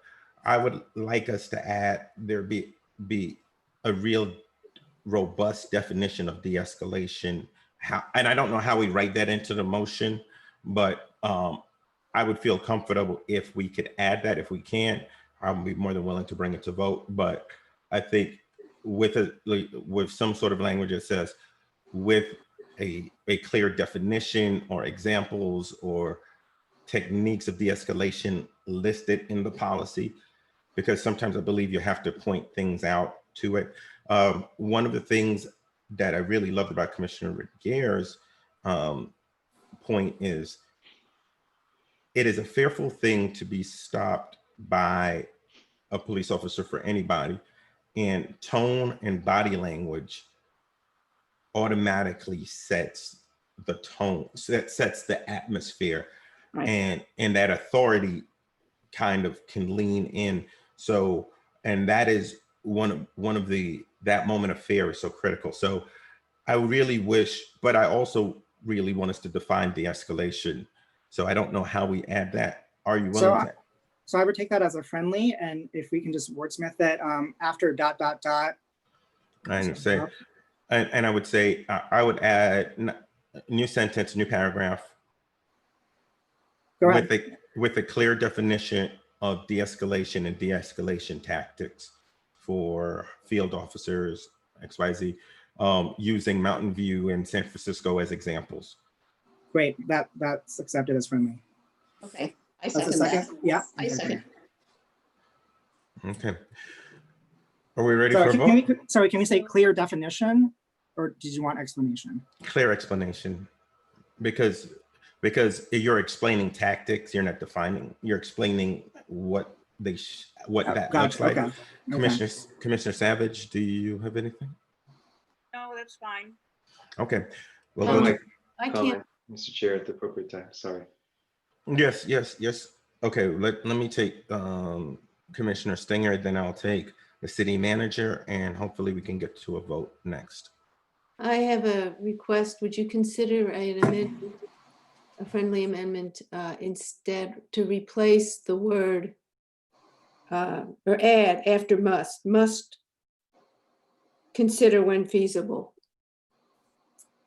All law enforcement officers It's consider when feasible, or must consider when feasible, the use of proper de-escalation. Would you mind making that as a substitute motion so we can vote on that piece to add it to the main motion, Commissioner Singer? Certainly. okay. We have a we don't have to put a substitute motion up yet. Or no, sorry, does Commissioner Singer want to make a substitute motion to add, is it feasible after must? Was that your intent, Commissioner Singer? No, she asked for a friendly amendment and then you said no. And then I no. suggested if she wanted to, she could do a substitute. So you've denied the friendly amendment. Commissioner Stinger, you have the option substitute motion, or we can bring this to a vote. Bring it to a vote.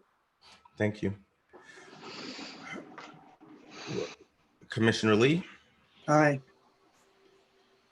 Commissioner Regier? Aye. Commissioner Savage? Aye. Commissioner Stinger? Nay. Commissioner Smith? Aye.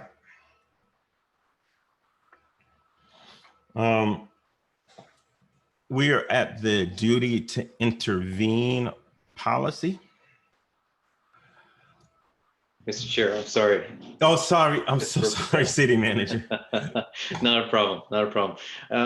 Perhaps just a comment meant to make it before you took that vote, but just as a point of perhaps information, there was an earlier question about the memo that came from the police chief in this second paragraph that refers to how the recommendations that come out of the commission may require consultation with other parties. I think this is a good example. The action you just took related to de-escalation.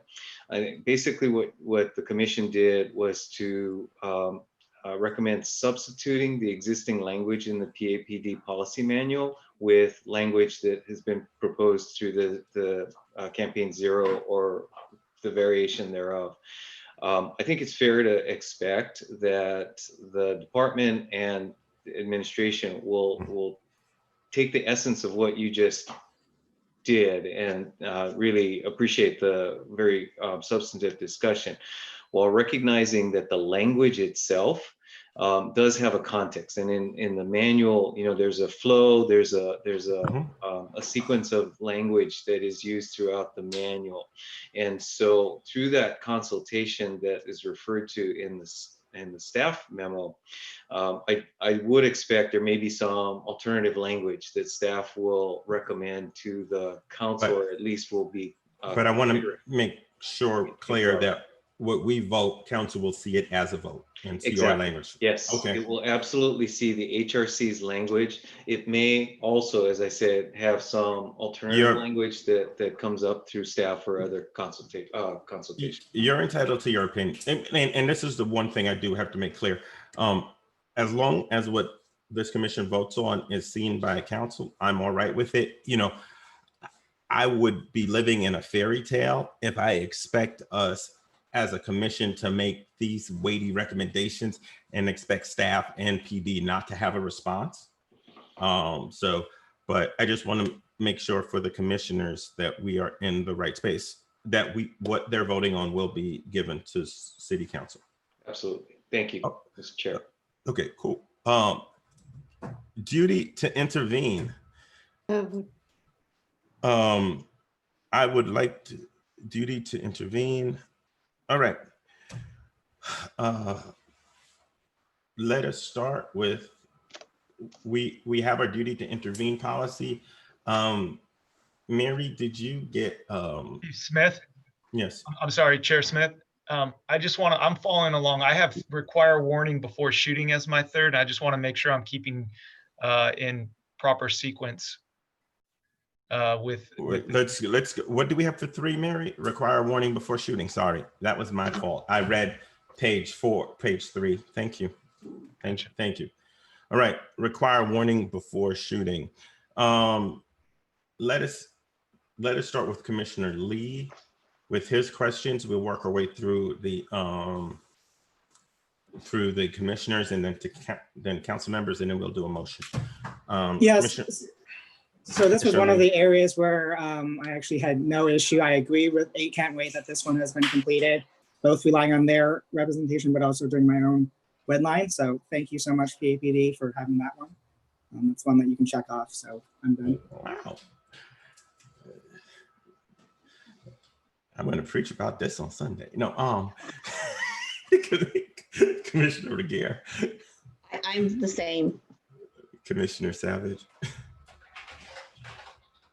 The recommendation is aggregated to require officers to give a verbal warning when possible before using deadly force. If that's what we're agreeing to, I agree as well. Okay, Commissioner Stinger. Agreed. We don't have to make a motion on this one. We like where PD is with it. So let's move to the next one. Well, Chair Smith, there is the 2 council members as well. I'm sorry. I'm so sorry.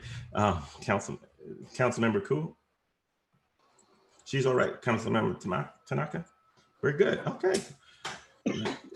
Thank you, everyone. Require exhaust all alternatives before shooting. You know what, Commissioner Lee, why don't you kick it off? Okay, great.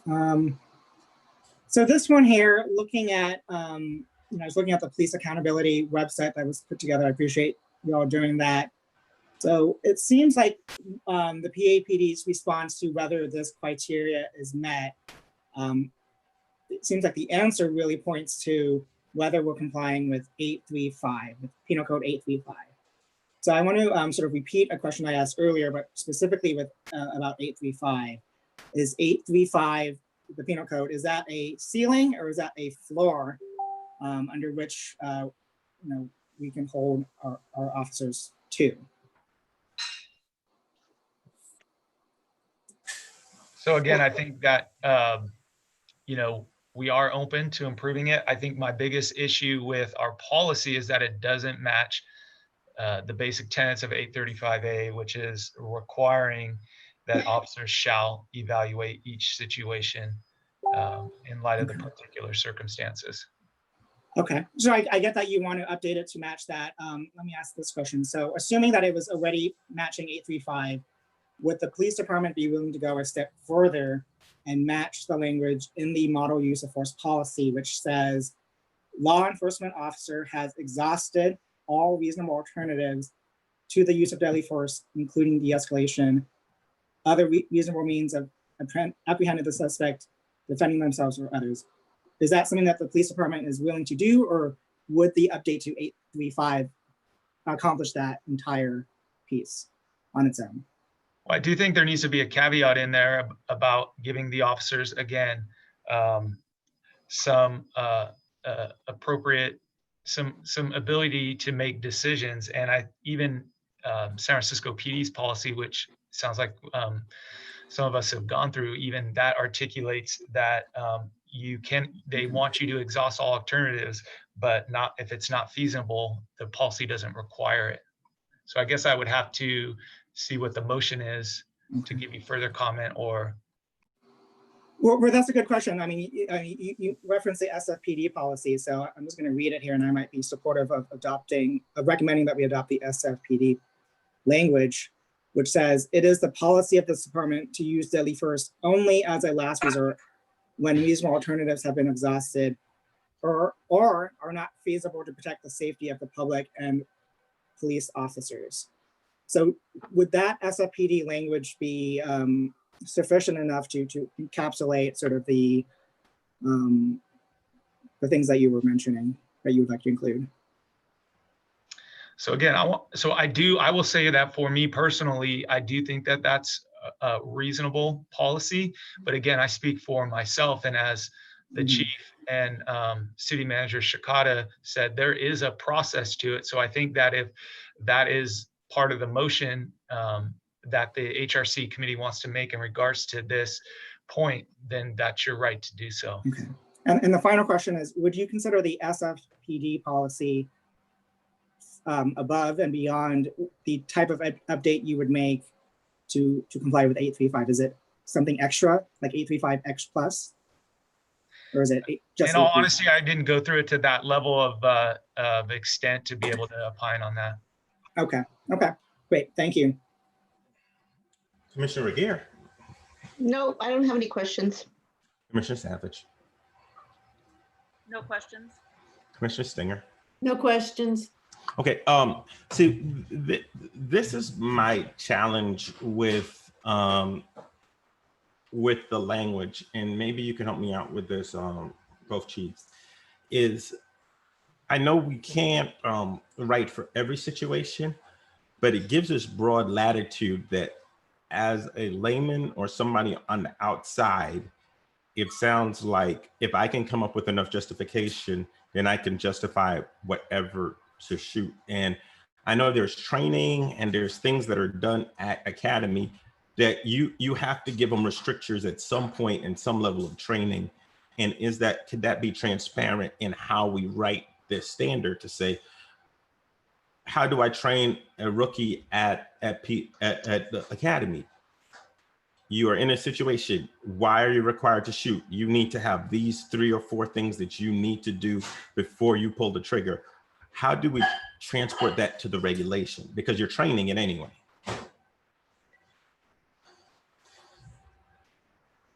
So I think that really ties into the de-escalation point that we were just talking about, and it's interwoven, in my opinion, and it's a mindset on the part of the officer, and this is part of that paradigm shift that I'm talking about that needs to happen within police department, and that is we want the officer's mindset to be that their first option is to try to de-escalate that situation. The natural flow to that is that they would exhaust all alternatives as long as it's reasonable or feasible before resorting to shooting or using deadly force. Yeah, I think part of the challenge for public is reasonable and feasible are such large gray areas. But I wish there was a way for us, and I'm asking this question from a PD perspective, what language can I point to a layperson to say, well, this person made the determination it wasn't reasonable because we had this training, which dealt with their biases, which dealt with the issue, which dealt with all of this. What is that reasonable? What is reasonable? So in addition to the things that you mentioned and de-escalation, our policy on use of deadly force also restricts to certain situations in which an officer can use deadly force. And that's obviously has to be part of the conversation here when talking about exhausting all those alternatives to using before you use deadly force or before shooting. Right. I will, Councilmember Ku, then Councilmember Tanaka.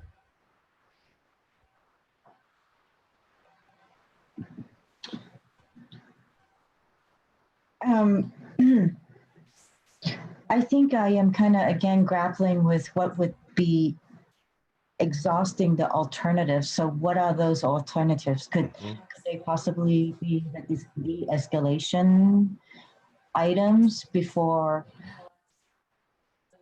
the shooting? So is that something to consider? I guess I'm trying to figure out, it's just very vague and not kind of getting what would be the alternatives. And maybe that's something to consider. So I'll just comment on that. I agree with you. And I think that part of an escalation of force leading to a shooting or the use of deadly force should include the process of the officer, if appropriate, working through the various tools, so to speak, or equipment that they carry with them or have them on their belt. So it could be that we carry OC spray, or we carry a taser, or one of those options if the person's armed with a knife and we have the ability to create distance and space and time. We have less lethal weapons that fire less lethal projectiles like little beanbags, and so those things should definitely be utilized. And I think that's part of I think that's what you're getting to and part of the conversation here. Mhm.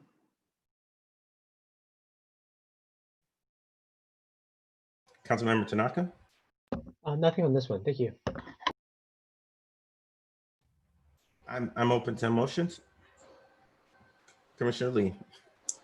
I would move that the HRC recommend that the council adopt the SFPD policy, which states it is the policy of this department to use deadly force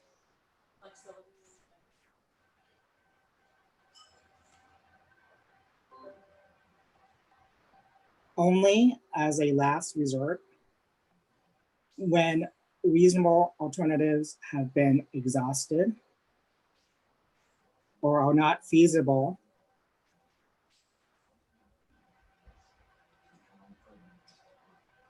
to protect the safety of the public and police officers.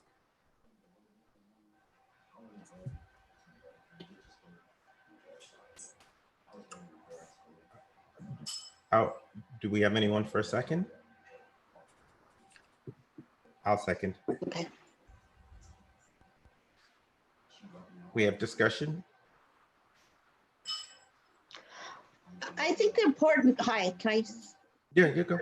I think the important part of this is that exhausting all alternatives is very important because you can't change someone's heart and you can't change someone's reaction. And I think exhaust all alternatives before shooting makes it very clear that you have to try. You know, like some parenting, you know, I mean, some parents think that the first thing is you hit the kid. Other people say no, and you talk it over, and other people say, yeah. And I think that's why it's important to exhaust all alternatives before shooting. And because, not that I'm saying that our police officers will do it, but it kind of sets the tone.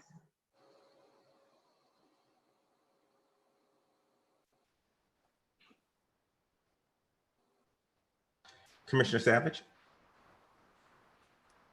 Comment, no question. Okay. I just want to say what I feel like Commissioner Lee's motion strikes a good balance. I like the second part of the language where it says or not feasible. So it gives some balance in it. I'm ready to take it to a vote unless there is no other discussion or comment from PD at this time. Okay. Can I ask a question where it says to protect the safety of the public and or the police officer? It says Is that and any police. kind of important distinction or not should be there? That was only an observation I saw. It said and or. Yeah, that's fine. I mean, when I copied and pasted it, just said and, but and or is fine. Okay. Okay. Commissioner Lee. Aye. Commissioner Regan. Aye. Commissioner Savage. Aye. Commissioner Singer. Aye. Commissioner Smith, aye. We are on number 5, duty to intervene. We will start with Commissioner Stinger this time and work our way up the alphabet. Do you have any questions on duty to intervene? I do. My question is, the duty to intervene is considered met by or the Palo Alto Code satisfies campaign 0. But to me, accountability is the key.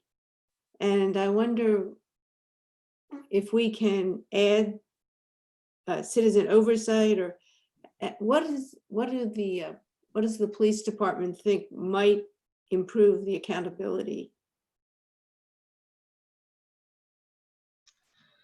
Well, I think that we do have accountability already built into the structure of the police department, and that is through the independent police auditor. And so if I can think of a scenario off the top of my head that might involve a duty to intervene or a lack of a duty to intervene, if we identified a circumstance where an officer should have intervened, that would immediately be put into an administrative investigations, like an internal affairs investigation. And ultimately, once that investigation was done, that would be packaged and shipped down to the IPA for review. Thank you. Commissioner Savage? I see this as in compliance. Thank you. Commissioner Reguer?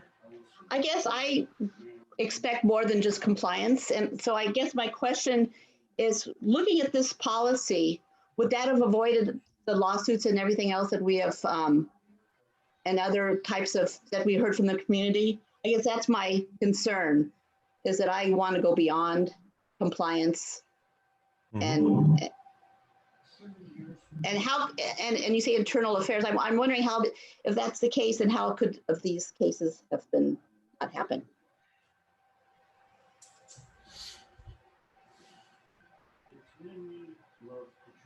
The police chief or the assistant police chief, my question was for you too. Either one. I'll respond. I guess I would ask for clarification. When you say they, that's pretty broad. Which cases specifically are you talking about? Well, I can't remember, and I'm really bad with names, but the Buena Vista, the trailer park, that one. Okay. The other case, I think you were on the call when some people were saying last week about how they were experiencing police towards them, and that was a they because many people spoke about that. Okay, I'm not and sure about that. The donut, and then also So I'll help you out, Go Commissioner ahead. Reagan. Thank you. There's the, I can't say his name, Benitez and DeStefano. Yeah. Those two cases have been mentioned a multitude of times. And I think Commissioner Reguer's question is leaning into how did our duty to intervene policy help or fail or work in that situation? So we'll just use a Buena Vista incident, which it sounds like many of you, if not all of you, are well informed on, as well as the public. And even though I can't really comment on specifics of that case because it is still under investigation, if we were to use something similar to that in today's environment that were witnessed and the officer had an opportunity to intervene, then that would be a policy violation. Again, it's the opportunity to intervene. The example given with the Benitez, that happened so quickly that some would argue the officers didn't have an opportunity to intervene.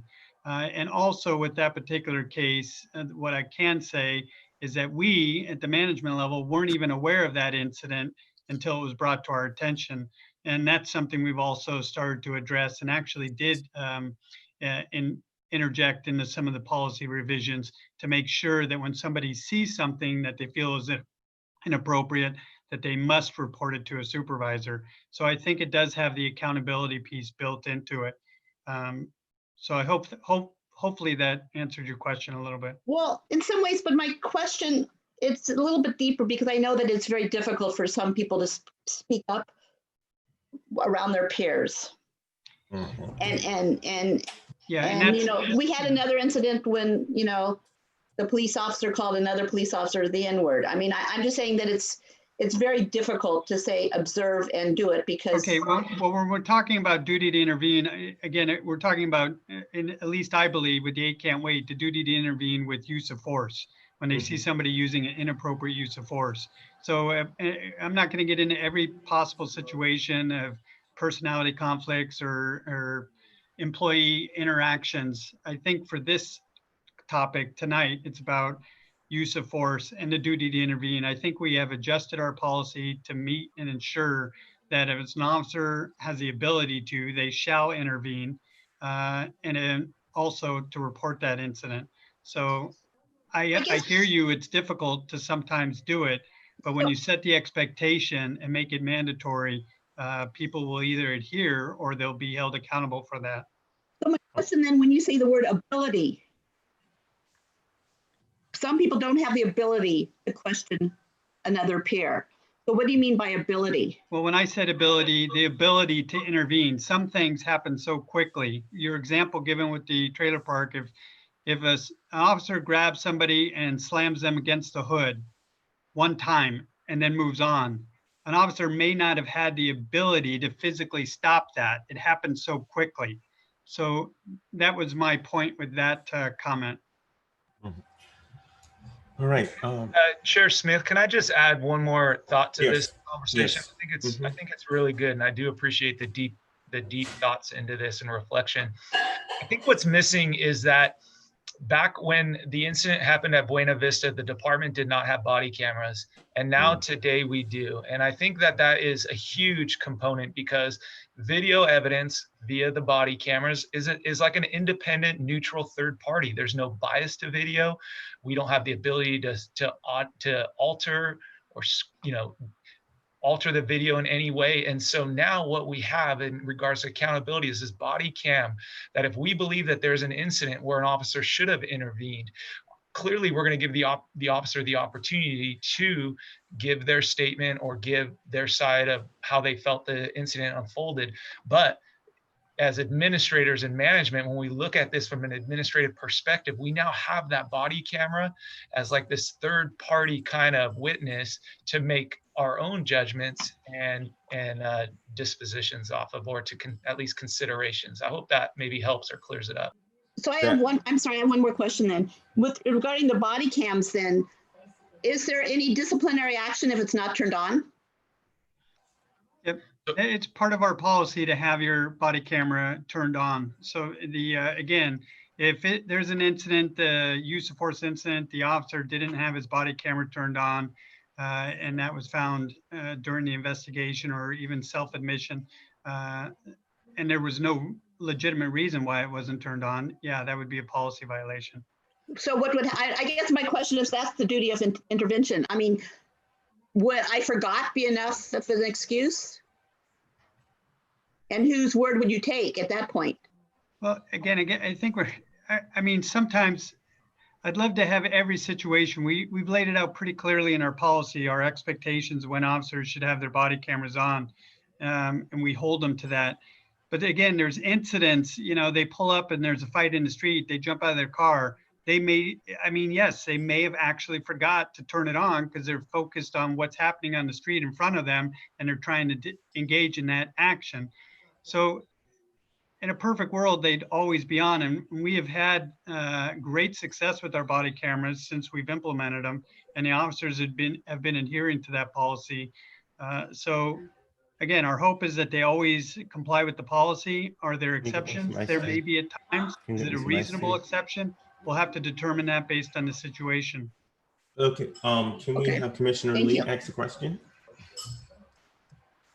So I have two questions. The first one is, and maybe you covered it, but what are the possible disciplinary actions that could be taken if an officer violates the current policy? Okay, there's a wide range, and I don't know if we're going to go down, every type of policy and violation and discipline associated with it. We're really starting to get outside the scope of the 8 can't wait. But again, the policy for any violation, depending on the nature, can range from counseling to termination. Again, there are a lot of things that go into each and every one of those decisions, depending on the magnitude of the situation. Or what is the minimum that would happen for this specific policy? The duty to intervene. Is it counseling? Is that the minimum? Well, it could be. I mean, it could be if it was something I can't rule it out. But again, without seeing a case and without reviewing all the documents associated with that incident, it's really hard pressed to say what the discipline would be, or it could be. Okay, well, I mean, I'm a lawyer, and a lot of corporations have, a base minimum when certain policies are violated. So respectfully, I'm push back on that. Second question, the Campaign Zero, again, the model use of policy from Campaign Zero says that all law enforcement officers must intervene, as opposed to the PAPD policy, which says shall, comma, when in a position to do so, comma. Would the police department be opposed to deleting the stuff within the comma, basically shall intercede to prevent ... Are you saying extract the wording of when in a position to do so? Yes. Well, again, I think I love the way we're trying to develop a policy on thousands of different situations. I think it's, again, in a perfect world, I'd love to be able to say I'm within arm's reach of every officer that I'm interacting with. If I'm not physically in a position to intervene, it's just not going to be possible to intervene. So again, in every situation is going to be different. I think it's having a policy in place and an expectation and going from there. Okay. That's my only question, and I'll have a motion when we get to All one. right. So, my question is more to deal with protecting officers that do report. The reality is, what are the protections in place for good officers if they do report abuse or bad officers they see? Because I think it's great to mandate this, but if they feel like there's internal or organizational or cultural pressure, how do you protect the good apples as they deal with these situations? Well, I think, again, I'll answer this. I think setting the expectations is primary. And once those expectations are set, I think you go from there. I think the protections, we have protections in place when investigations are ongoing. It's actually part of the verbiage within the investigation to protect officers from retaliation, especially for the one that are being investigated. We remind them in every investigation that retaliation in any form can be another violation of policy. So I think the protections are built in. I think it goes deeper than that. I think it's more of the culture that really gets to the root of change. So that's something that I think we're very willing to address, and I think we are. How do you address the culture? Because I feel like, as much as this rule is critical, I think the culture part becomes more of it. And I know that's not so much a policy question, more a how does command staff bring that down to the people, and how do you get the organization to get behind it? And it can take years. Yeah, it but can. I just sort of wanted to dive into this piece a little bit, Chief, if you mind. No, that's a great question. And I've said it before in other forums, and I'll say it again tonight. I think, and I know I keep going back to expectations, but it is about setting expectations and holding people accountable fairly throughout the organization, no matter what rank they hold. And I think once the organization sees that those are being applied fairly and across the board, no matter what rank the individual is, then it's very well accepted and culture changes quickly. It's when you put policies in place and they're not enforced fairly and equitably that it can cause challenges. And again, that's really comes back to me and for this group and for the council is the question that was asked earlier, what happens if somebody's not held accountable? We do investigations, we send them to the IPA, they give a review, the public gets to see it. And if there's really a problem with the discipline that was imposed, you shouldn't be really going after the officer that was involved. You should be going after me. I'm the chief that makes that discipline. And that's where the accountability ultimately lies. So I think that's where the commission has some, commission and council, and even the city manager without question always has, is, if you don't like the way an organization is being run, you have to look at how it's being run. So we're doing our best to set high expectations and hold people accountable. The incident that keeps coming back to us was one that happened 2 weeks within my arrival here. If that were to happen today in the same configuration, without question, I know very clearly what my discipline would be. But again, I will evaluate every incident as it comes forward. All right. Can we have Councilwoman Koo and then Councilmember Koo and Councilmember Tanaka?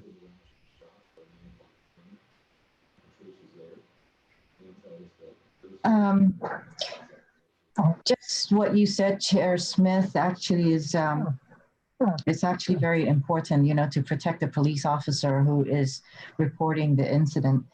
I don't know what the motion is going to be, but I would like to see the word shall in there wherever possible instead of the should word. That's all. Thank you. Thank you for the discussion. Councilmember Tanaka? Yeah, I have to agree, Chair Smith. I like the question about making sure that that reporting officers are protected.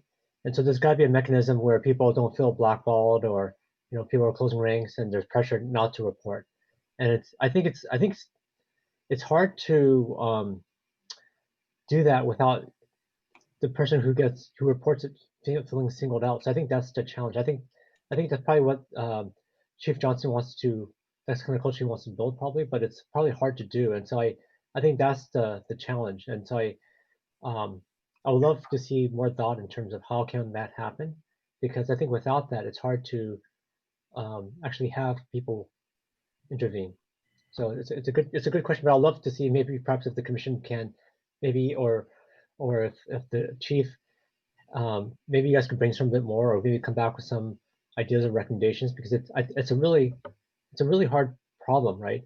Because you want people to have the camaraderie, you want people to be able to work together as a team and have each other's back and all that stuff. Yet you're also trying to do this, and it's hard to do both at the same time. So I don't know if anyone has great ideas, but I think as a council member, I would love to see some of that brainstorm, some of that thought, and because it's a bit of a puzzle, and maybe there's something that other cities that have done this figured that out, because we also want the police to also be able to function as a team, right, as a unit, cohesive unit. So that's also really important. So anyways, Tristan, it's a good question, but I also love to know really some really good answers to it. Okay, I'm gonna take a motion from the floor. Commissioner Lee. I'd like to move that the commission recommend that the policy be amended to delete shall. Or is the screen up? I don't see the screen.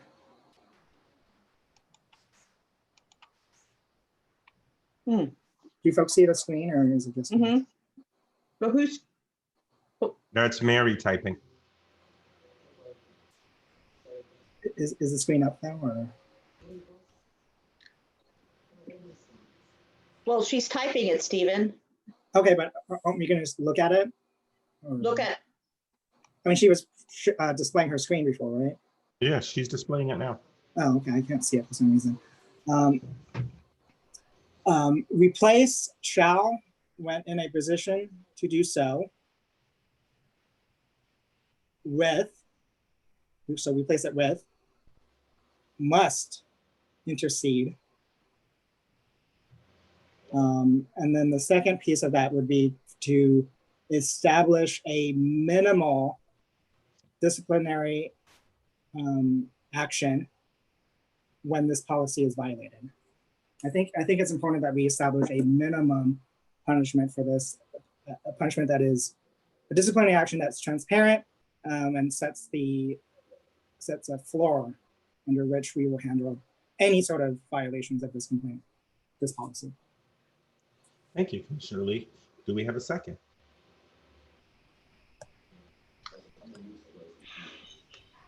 I guess I second it with discussion, I guess. We can second and we can bring it to discussion. Yeah.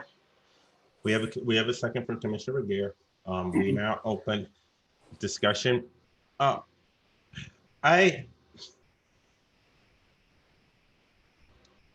generally,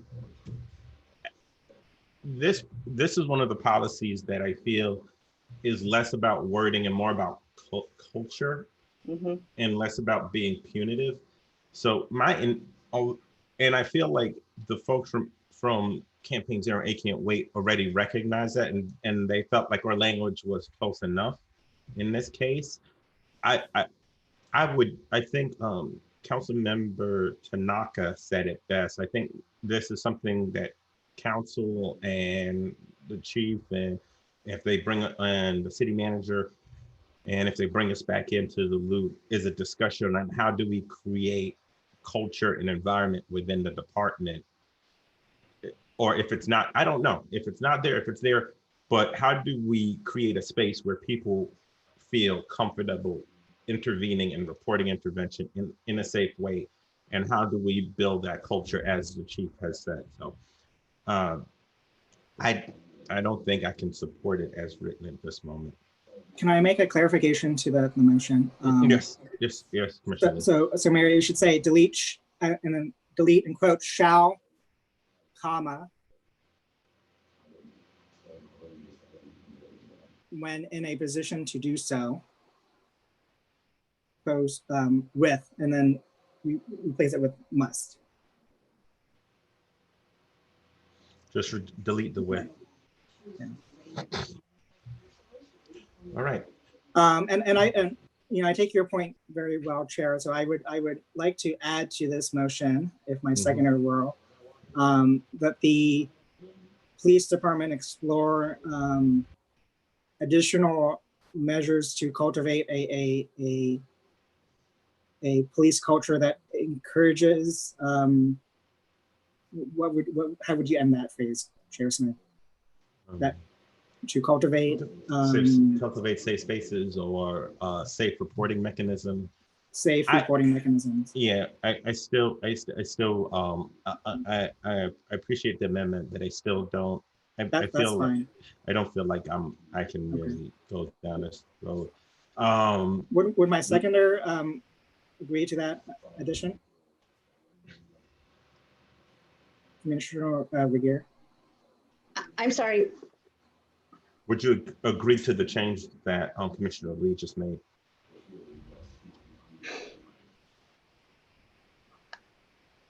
I think the problem that I have is to establish a minimal disciplinary action when this policy is violated.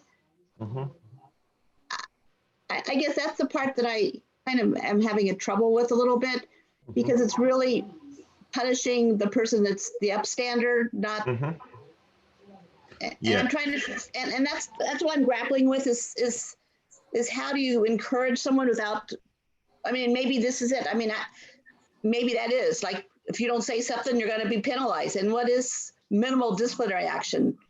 You know, I guess I have a problem with that wording, and I'm trying. Maybe just to define a minimal disciplinary action. Yeah, I think because one of the challenges is if somebody comes at a later date, you now tie like the chief's hand to say, now I have to like discipline him because he didn't tell me a week ago. It sat on his conscience and he told me 2 months later. Now I have to punish him because he didn't do the minimum on a time. Like, I'm with Commissioner Regier. I feel like this is one of those issues that in culture change, I just feel is difficult to define in a penalty way. So okay, so I would be in favor. This is my second preference here, but I'm willing to make it to delete the second sentence. If that will get the support of my seconder.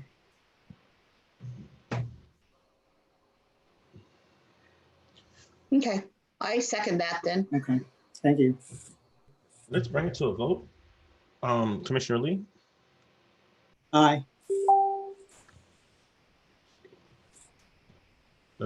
Sorry.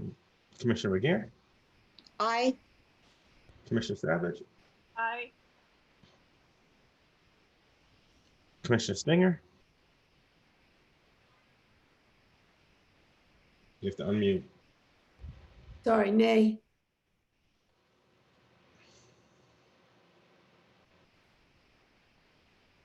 I'm gonna go nay on this one.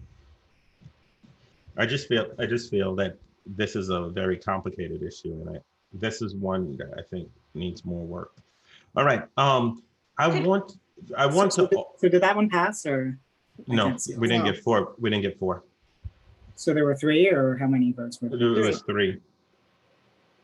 Okay, gotcha. Okay. Okay. I want to continue this discussion, but we've been going for 2.5 hours, so I want to give everybody a 5-minute break to go and do whatever you need to do. But we will be. It's 8:25 right now. We'll start back at 8:30. Stretch your legs, get your mind clear. I'll see you in a few.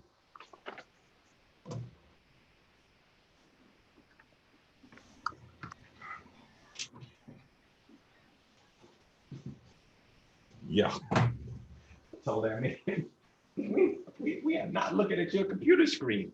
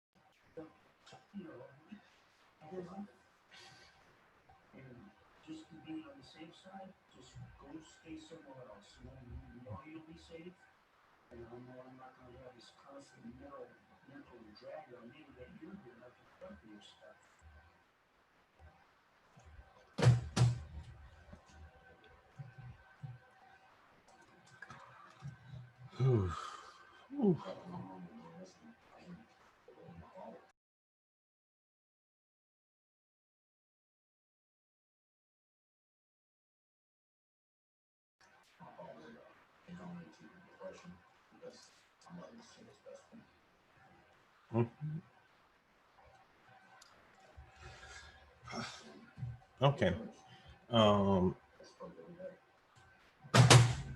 It is 8:30. How many commissioners do we have? We have 1, 2, 3, 4. Is staff with us? We have all commissioners and staff with us. Thank you. We are current. Mary, can we remove the motion that just failed, and we will. Can I? Wait, sorry. I think our motions, even if they fail, should be part of the record. She can put a part of the record, but Mary, can you cut and paste and put on a separate document? This is actually our recommendation to council, though. So it will be in the transcription, but it's not going to the council, though. It's not going to the council because it failed to vote. It failed to hit the vote. I know, but shouldn't they know how we voted? I mean, no one looks at the record. It's Commissioner Lee. One of the interesting thing about the democratic process is that when something fails to pass a vote, it fails. So it's not the will of the commission at that point. So if it failed to pass a vote, if you don't want to be transparent about it, then okay. No, we want to be democratic about it, and in a democratic society, we vote. And when we vote, win or lose, we move on. Mary, we can send a transcript of the entire meeting to council, and they can read about everything that they want. Thank you. All right. I'm glad we live in America. I want to make. I'm looking for a motion on the duty to intervene, please. Can somebody, Commissioner Regier, can you please make a motion? You're muted.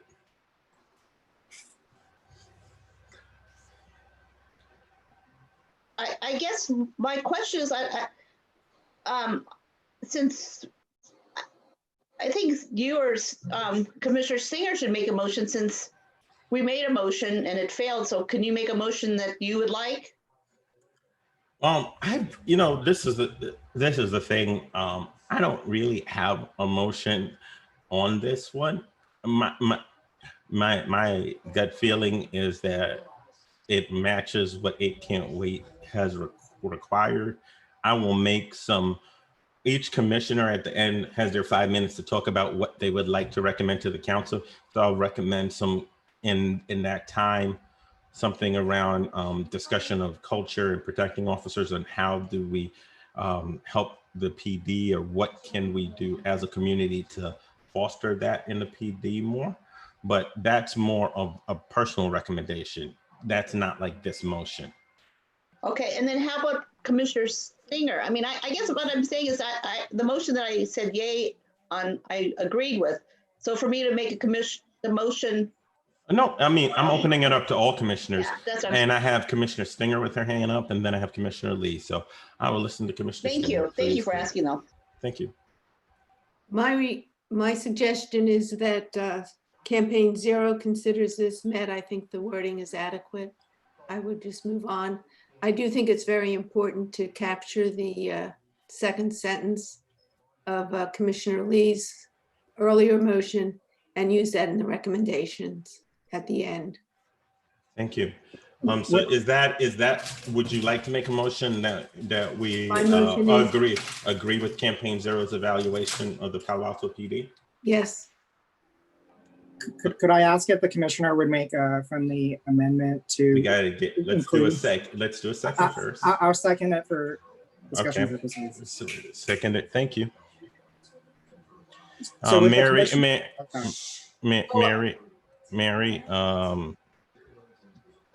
let's make sure.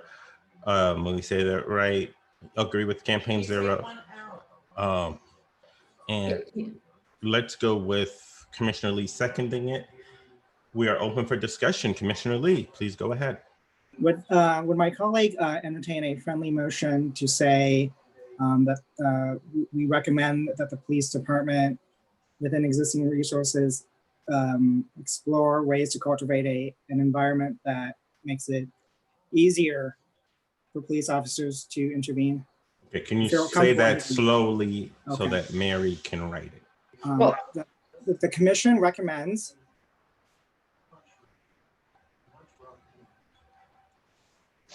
that the police department using existing resources explore ways to cultivate an environment where police officers feel comfortable intervening. So can I say one thing on this amendment? We're making some profound assumptions about the internal state of the Palo Alto PD in that statement. And I don't know if police officers feel comfortable or uncomfortable. I don't have purview to that information. Feel So more comfortable. So I just want us to make sure, like, when you write this, we are basically saying the commission that the department use existing resource explorers ways to cultivate an environment where police officers feel comfortable intervening. That would say that the environment currently isn't comfortable, and I don't know that. So I don't know if I would be comfortable voting on it with this amendment. That was Could I say feel more exactly my comfortable? thinking, Okay. and so I was not going to accept the amendment. I do think you've hit on something that I would like to again work. I think I would like to move to the final recommendations that that the police force look at training, look at other ways to cultivate an environment that allows them to make all the changes that they're trying to make and that they will be trying to make. But specifically for this, I would like So we not to don't. have the amendment. So Mary, we can erase everything from Wait, the sorry, commission. can I make a substitute motion then? Can I just do one thing? Yes. I would like to agree with 8 can't wait. Agree with 8 can't wait, not campaign zero. Thank you for the But clarification. can I make a substitute motion? Let's actually get the first motion correct. Now you have to entertain a second. If there's a second for my substitute motion, then you have to take it. Mary, we just want to actually we actually have to clear up the steps so when we go to typing, we don't have an issue later. Mary, can you please remove the commission recommends the police department? Thank you very much. We now have a substitute motion, which will go underneath the second. Okay, well, can you just copy and paste it? Steve, just undo and then you can copy it and then delete it again.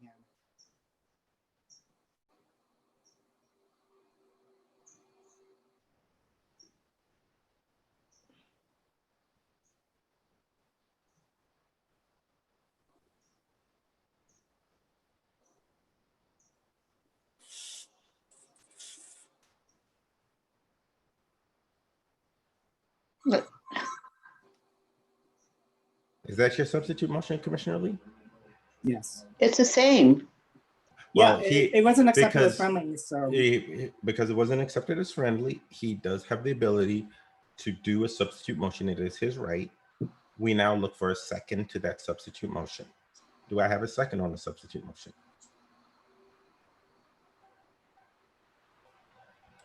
We do not have a second on the substitute motion. We will return to the main motion. You can erase that now, Mary. I would like to bring the main motion to a vote. Commissioner Lee. No. Commissioner Regier, Aye. Commissioner Savage, Aye. Commissioner Stinger, Aye. I will go with an aye. Thank you so much. Let's go to number 6, ban shooting at moving vehicles. We started questions at Commissioner Stinger. Do you have any questions on this at this time, Commissioner Stinger? I have no questions at this time. Commissioner Savage, do you have any questions on ban shooting at moving vehicles at this time? Well, yes, I do. Okay. I just want to make sure that, you know, the phrase, unless the person poses a deadly threat, is included. Okay, thank you. Would Assistant Chief Bender or Police Chief Johnson want to respond to that comment, or do we want to just move to the next commentator?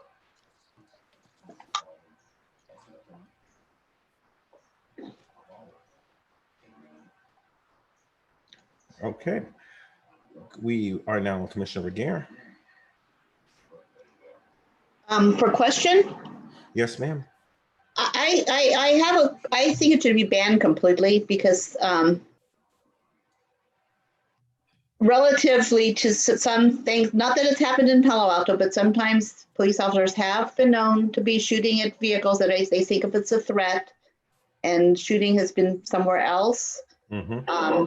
People have been killed with police officers saying that, and I suppose that's what my concern is that I think that ban shooting at moving vehicles says it very simply, and historically, shooting when other people are shooting is a dangerous thing. Okay, thank you. Commissioner Lee.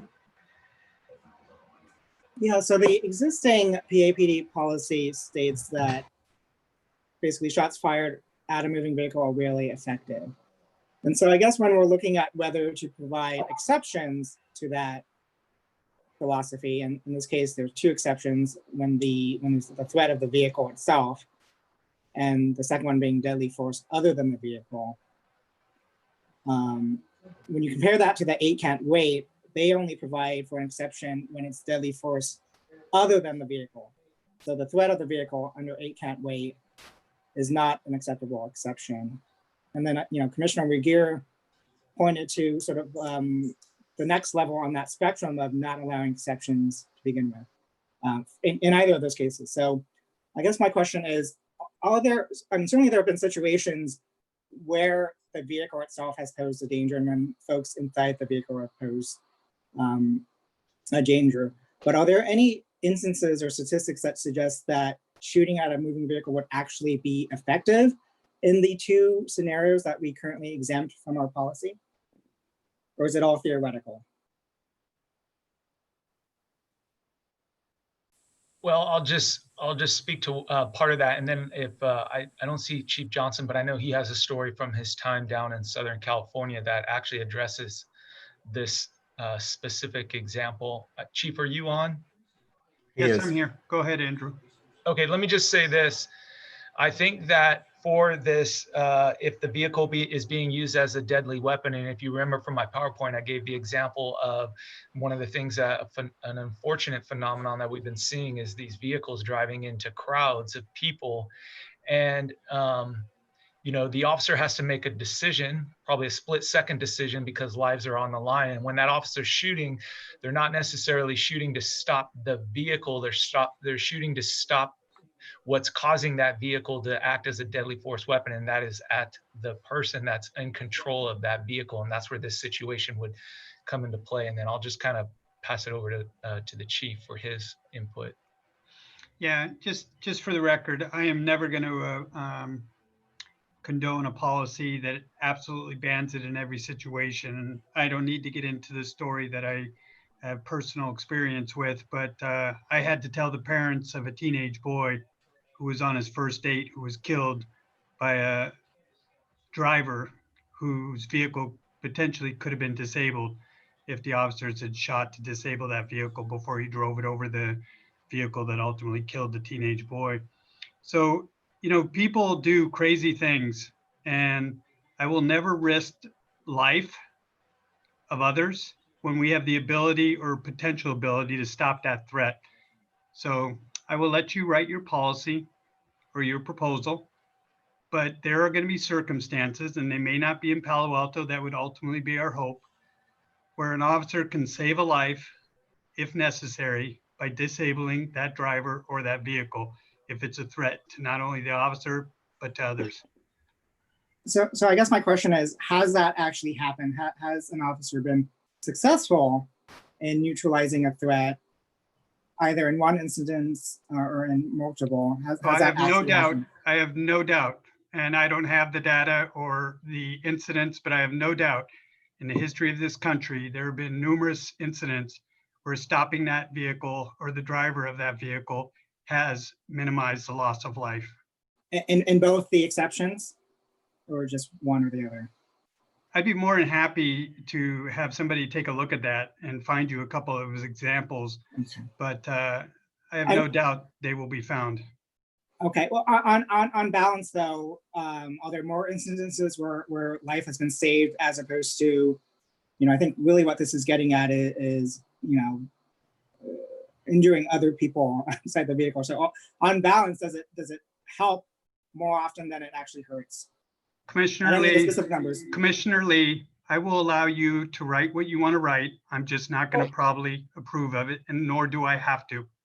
Okay, but you don't know. You don't know. I'm not asking if you approve. I'm asking if you know whether on balance it's been more effective than not. That's an analysis I'm sure we would have to ask some university to do on all shootings that have involved vehicles. Okay. Thank you. Appreciate it. Thank you both. I have no questions. Councilmember Koo?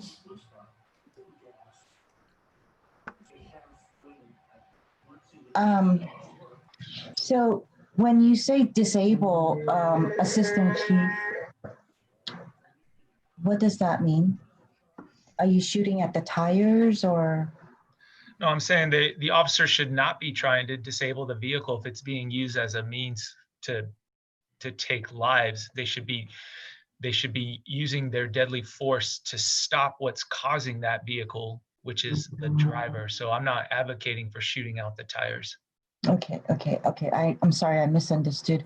And when they're trying to stop the car, is there any way, I guess I'm thinking about what if there are other people in the car, especially small children. How is that assessed? Well, the officer may know or may not know. There are times, if we're talking real life, where the officer doesn't know who's in that vehicle. They just see that the vehicle is being used as a deadly weapon. And it would be a deadly weapon to the officer themselves or into a crowd? Or, okay. Correct. The scenario I gave, and there could be many, but the scenario I gave was that you have a vehicle that drives into a crowd of people and is basically starting to run them over. Okay.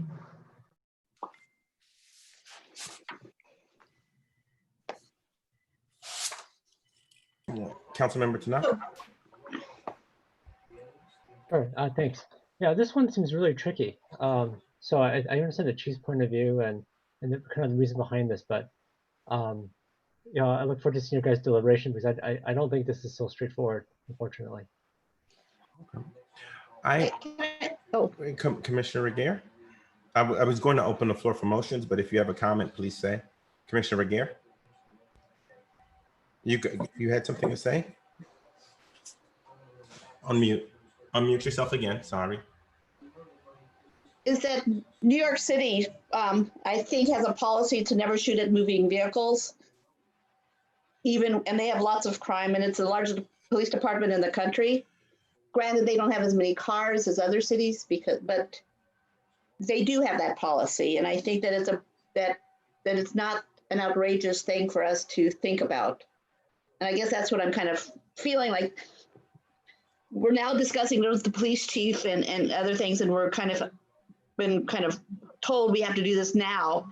And I wish we had a little bit more, would have had more time to talk with the police chief and really have everyone do a little bit more research on this, but New York City does have this policy. Thank you so much. Could I Commissioner ask a Sapp, question? I will call on you when time comes. Give me a second. I'll get to everybody. Commissioner Savage, please. Yeah, well, I'm prepared to make a motion if we're at that point. I'll give Commissioner Lee, are you going to make a motion or No, are you just have a question. comment? Question. You have a question. Please ask the question and then we have Commissioner Savage Yeah. make a motion. So to Commissioner Regeer's point, could our police chief explain why we would do something differently than New York City? Is there something particular about Palo Alto that makes us special that we would want an exception that New York City does not have? Or help me understand why one of your colleagues who's running the largest police force in the country may have a different opinion than you. Or yeah, that's my question. Why would we do things differently than New York City? Well, for one, we're not New York City. That would probably be my first point. But again, I'm not going to get in. And just so we're very, very clear, when I spoke as an individual. I said I personally would never approve. And that's because of my own belief and my own experience. It does not mean I would object to a policy prohibiting it as an entity. So again, if it's the will of this commission and the council that does not want our officers shooting at vehicles in any particular time and any particular incident, that is your prerogative. And I am just sharing based on my experience, because I never want to be a police chief that has to tell a family member that their family member was killed because somebody drove through an intersection deliberately with the intent to kill others. So it's not that I'm opposed to adopting a policy of another agency or I'm at conflict with the chief of NYPD by taking a position, but I can have my personal opinions, and that's what I shared. So again, I would leave it up to this commission and ultimately the council to decide how they want us to serve this city. Thank you. Thank you so much, Commissioner Lee. Thank you so much, Chief Johnson. Commissioner Savage, we're open for motion. All right, let's see, the HRC recommends that shooting at moving vehicles be banned unless the person poses a deadly threat.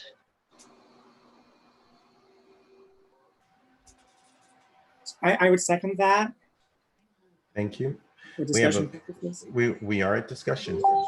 Floor is open for discussion. Anybody have any comments as commissioners? Commissioner Lee. So could I get clarification from Commissioner Savage? So are you basically going with the 8 can't wait version, which says don't shoot at moving vehicle except when there's deadly force other than the vehicle? So when someone inside. Yes. Okay. Okay, then great. Then I'm happy to second that. Okay. We does anybody else have anything? We are at voting. Commissioner Lee. Aye. Commissioner Regeer. Aye. Commissioner Savage. Aye. Commissioner Stinger. Aye. Commissioner Smith, aye. Okay, just point of clarification, I do have the panelist screen. Please use the raise hand feature there. It really helps me. It really does. Thank you. All right, we are on required use of fourth continuum. We will start with Commissioner Stinger, and then we'll work our way back up the alphabet. Do you have any questions on this, Commissioner Stinger?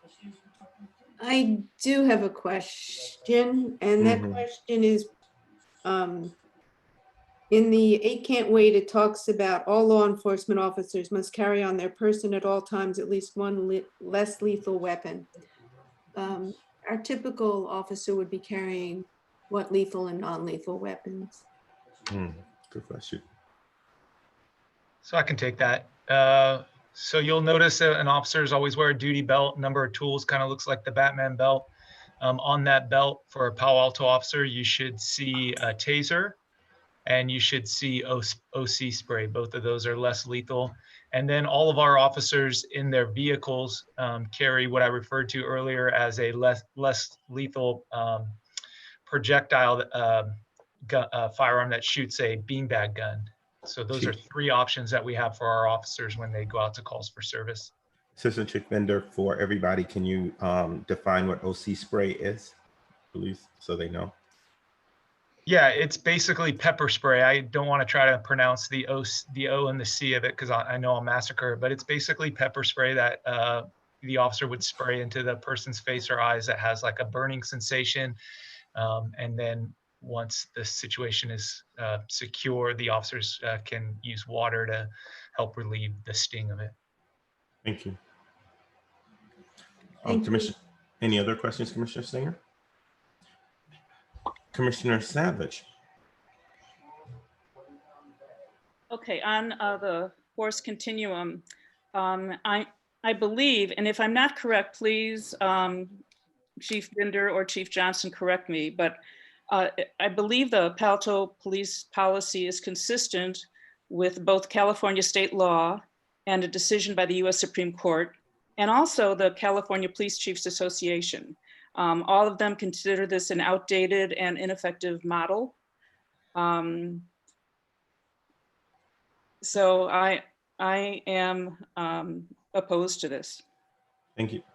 Do you have a question on it? I think it would be good if either chief can answer on the Supreme Court ruling, just so that we have some more context.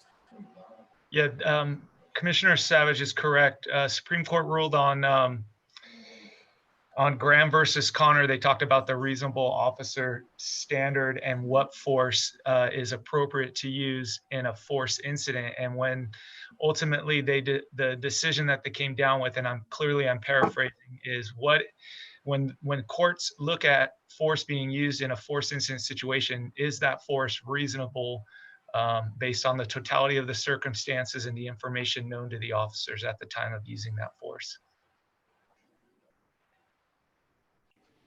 Thank you, Commissioner Savage, Assistant Chief Bender.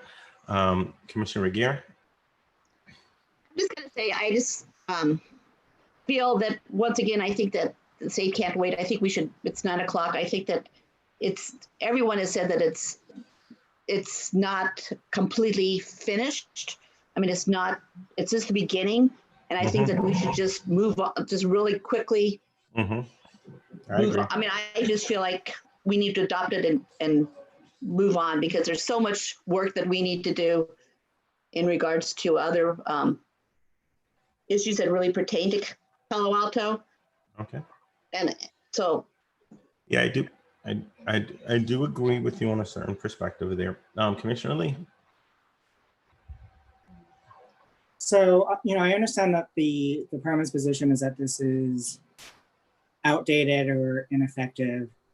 I guess my question is, with regards to the Supreme Court case and state law, do either one of those prohibit departments from establishing a force continuum, or again, are those simply floors upon which we can build additional above and beyond policies? Would say those are floor. Okay.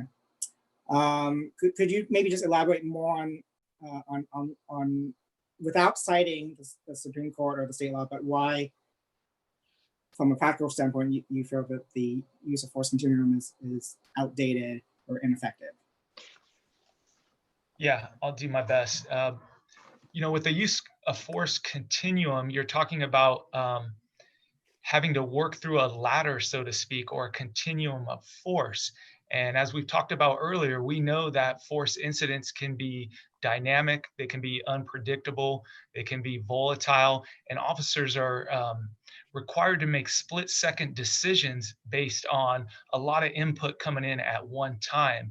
And we know that for the officer to have to work through a series of force options to get to one that is appropriate is not always the best. That could put the officer at risk, that could put people at risk. And so what this Supreme Court decision and what our policy says is that we want that officer to make reasonable, we want that officer to use reasonable force based on the totality of the circumstances that is proportional to the circumstances that they have. And I do think that in part we do limit, because part of Campaign Zero's take on this use of force continuum is that they want force to be proportional and limited. And so we do that. And if you look at our firearms policy and at our taser policy, those set forth specific criteria in which an officer can use or cannot use would be the inference of those force options. But again, you need to have the right tool to take care of whatever issue is at hand, and that's what the force option model allows. Okay, I appreciate that. Last question is, certainly there are other cities in the Bay Area who still have force continuums. Is it your contention that they are sort of behind on that, and that Palo Alto is ahead of other cities in respect to this, or is it just a philosophical difference of opinion? So I think that's a really fair question, because you're right. So I looked in preparation for just everything going on and tonight's discussion. I did look at San Francisco's policy. I looked at Mountain View, Los Altos, Campbell, and Santa Clara County Sheriffs. So I looked at 5 policies, and I specifically read through their use of force policies. And the Santa Clara County Sheriff's Office is the only office that still uses a use of force continuum. But I will tell you that if you read their policy, there is a caveat in there that allows for the officer, or that spells out that the officer does not, based on certain circumstances, does not have to follow that use of force continuum. So essentially, it gives the officer still the ability to interpret the situation and use the tool that's appropriate for the given situation based on the totality of the circumstances. And do you like the other ones that you looked at, like San Francisco and Mountain View, or would you prefer if you had to choose between those ones and the Santa Clara County? Again, so I will tell you that, good question. I will tell you that Mountain View, Los Altos, and Campbell, they all use Lexipol. And just for some context, Lexipol is our policy manual provider. They're public safety experts that monitor changing legislation and industry trends and then provide policy. So Mountain View, Los Altos, and Palo Alto all use Lexipol. Interesting, San Francisco, the Sheriff's Department, Santa Clara County Sheriff's Department, they have their own like policy manual or general orders, whatever they call it.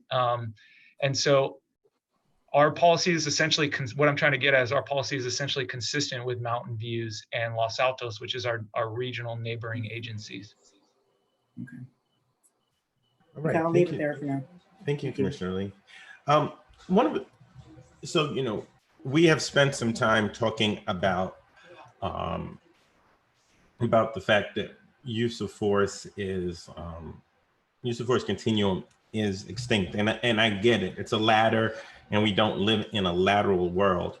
But one of the challenges with policing, one of the major pushes behind police reform, is how do we manage the biases of officers, particularly if we're giving them situational judgment to say, how do you handle these situations, particularly use of force. One of the complaints that the African-American Black community has is that when you start using judgment-based standards, it's statistically more, it's been proven statistically more that those that are Black that interact with the police tend to end up with more force used on them.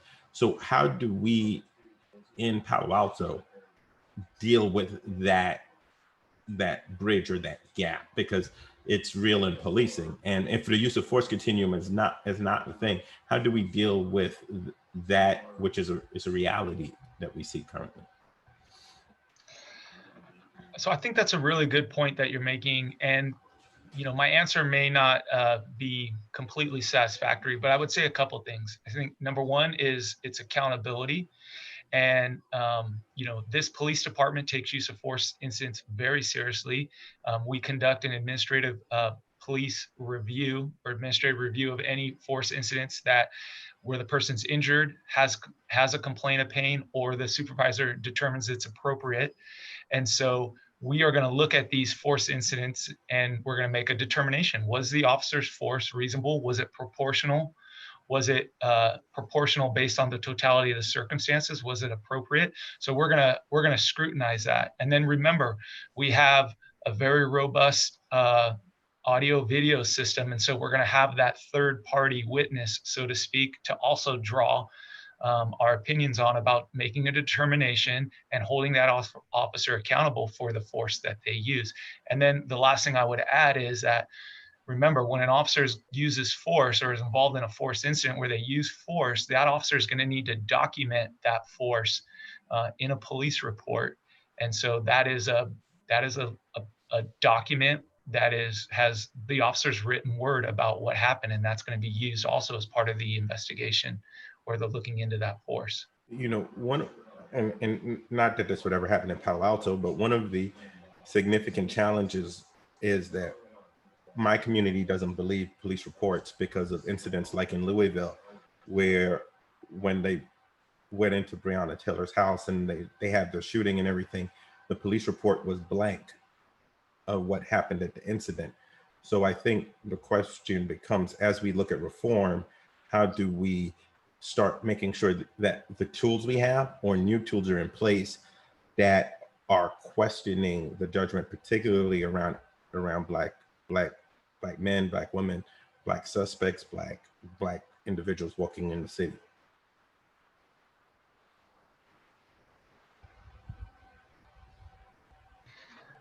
So I think that, again, I think it's about accountability. I think it's about the use of the camera systems. And then I think it's about taking a deep look into the officer's force and their justification, the proportionality and the reasonableness of that force. So the follow-up question to that becomes, how are we keeping track of the use of force that officers are using? And is there a record that the department is following through on? Because one of the things, and that's my last question, one of the things that we have noticed as a community is oftentimes when we get to tragic incidents, it's repeat offenders and people that have done that. So we give them reasonable judgment, but then if we see a pattern, how is that judged? And I know this is going a little bit further than 8 Can't Wait, but it's just a question I have. I think it's a reasonable question. And I will tell you that the department has a database, IA Pro, that's set up where we do input and track all of our administrative investigations to include use of force incidents. And so if we need to, we can refer to that database to determine if we have an officer who uses more force than another officer who hasn't used force, determine how many incidents of force an officer has been involved in. We do have that ability. And is that publicly accessible or is that non-publicly accessible? That's a good question. I honestly, I don't know the answer off the top of my head. That would probably be for a follow-up, unless Chief Johnson knows the answer. Yeah, I think that's something, I mean, those records, those tracking systems, the databases, I would have to defer to the city attorney, but I'm pretty sure they're probably not readily accessible. But it is something I think through the use of the IPA, we do have the ability, and we have through other reports that have been provided. You know, we report on the amount of uses of force, the amount of complaints that are filed. Those are on our internet and our websites. But as far as, you know, where each officer lines up within an organization, right now, that is one of the areas that I believe is also being looked at the state level. As far as transparency. And I think that's an area that will probably bring change in the near future, especially during the dynamics of everything going on. Okay, those are my questions. Councilmember Koo, then Councilmember Tanaka.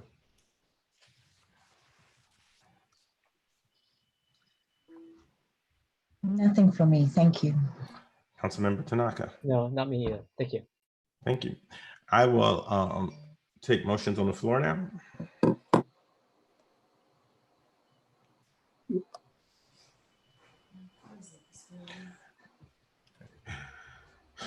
We have Commissioner Savage, then Commissioner Lee.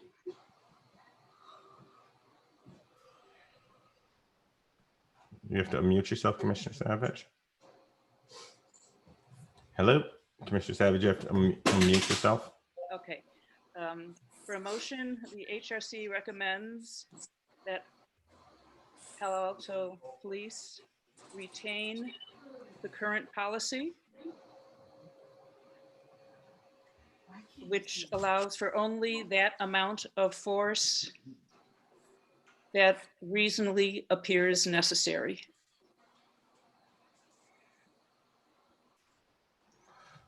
Do I have a second on the motion? Is that the full motion? I can make it longer, but I'm trying to just make it short. Okay. We have a motion. Do we have a second?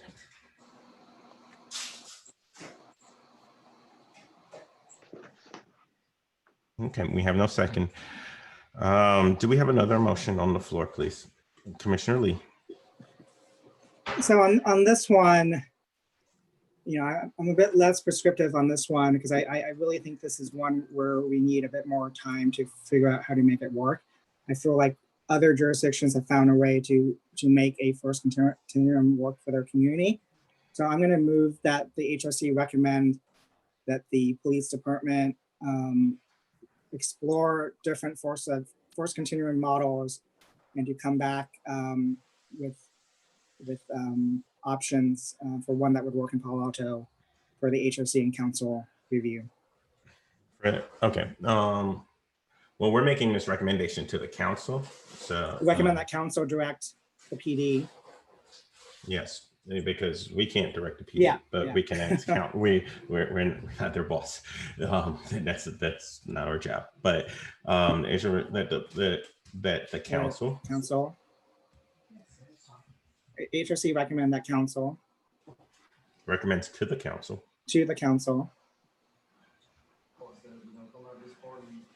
that it direct the police department to explore different force continuum models. Can we put force continuum before? So, Commissioner Lee, can I make a recommendation on this? Can we get it typed out first, and then you can tell me?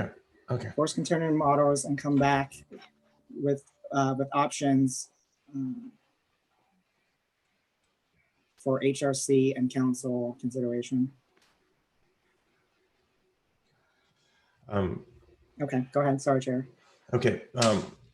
I'm going to ask Councilmember Koo and Councilmember Tanaka to help me out here. I know that there are several ad hoc committees that are doing deeper dives into police modeling.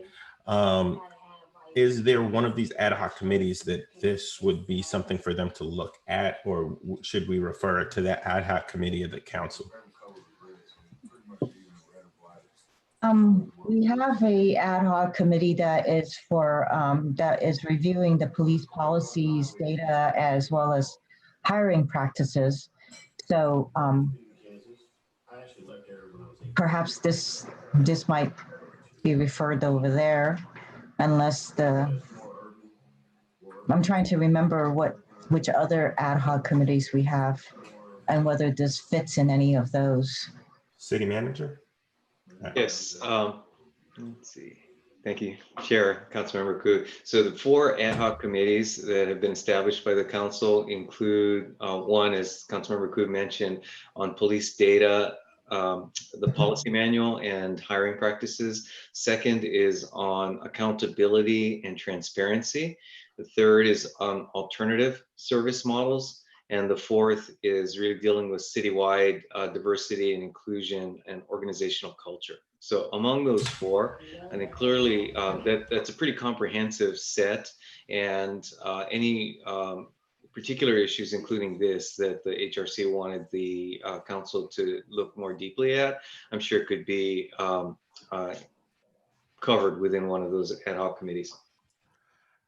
I would, Commissioner Lee, I would say we should ask the police and data policy, and you don't have to take this recommendation, but ask the police and the policy and data committee, if we can do some more research into this, refer it to them and then say, can the HRC help by doing research into this model or into other models, would be my recommendation, because they have a lot of work and we can really help them deep dive into this.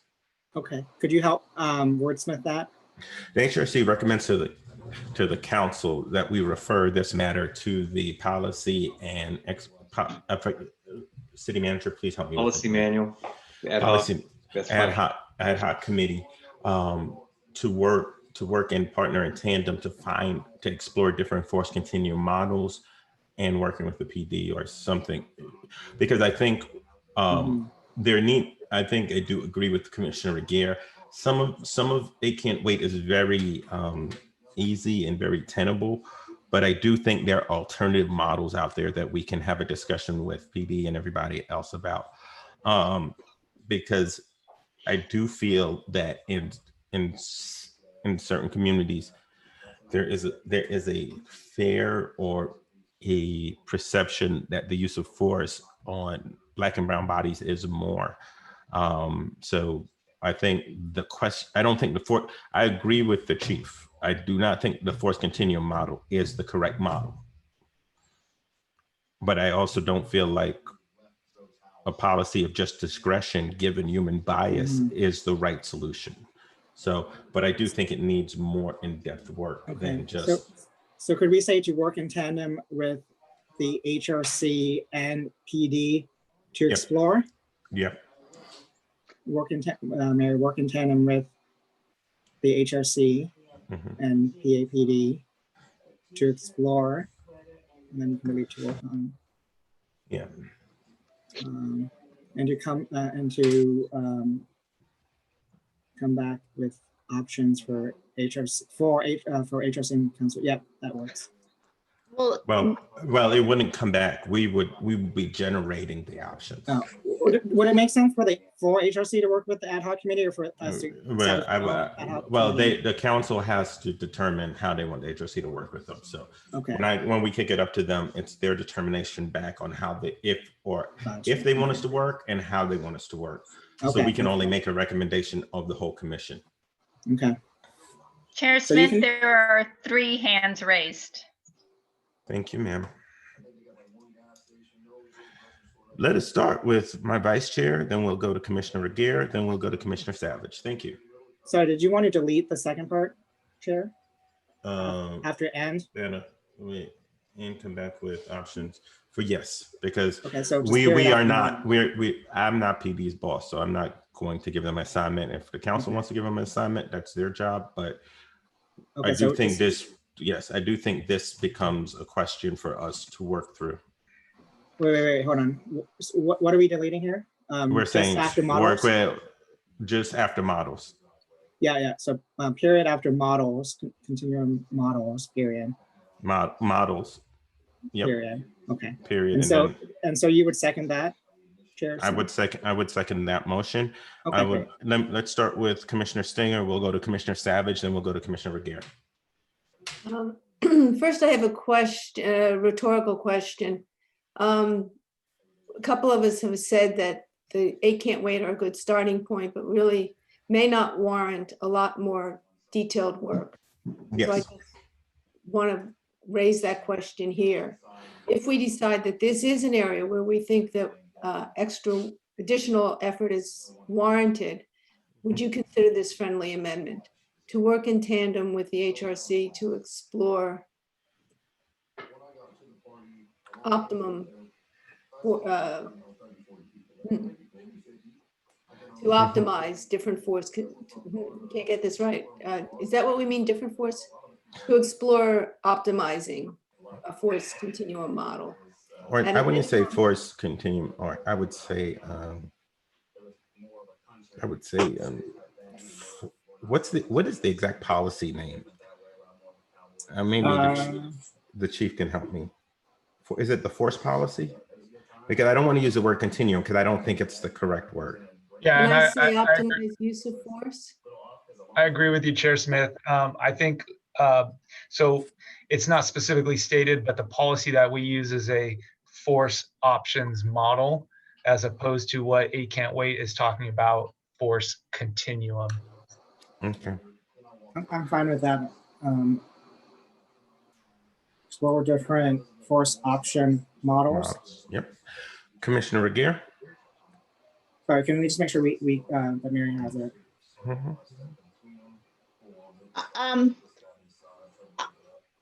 I was going to say almost what Commissioner Singer said. I was thinking about all of these things, and we have to, instead of saying they're going to work with us, maybe ask if we could be on that ad hoc, like one person of the commission. I mean, I'm just trying to figure out, like, if this happens, this is never going to be, I guess time is good. So we have two council members here, so they can bring what they feel forward optimally.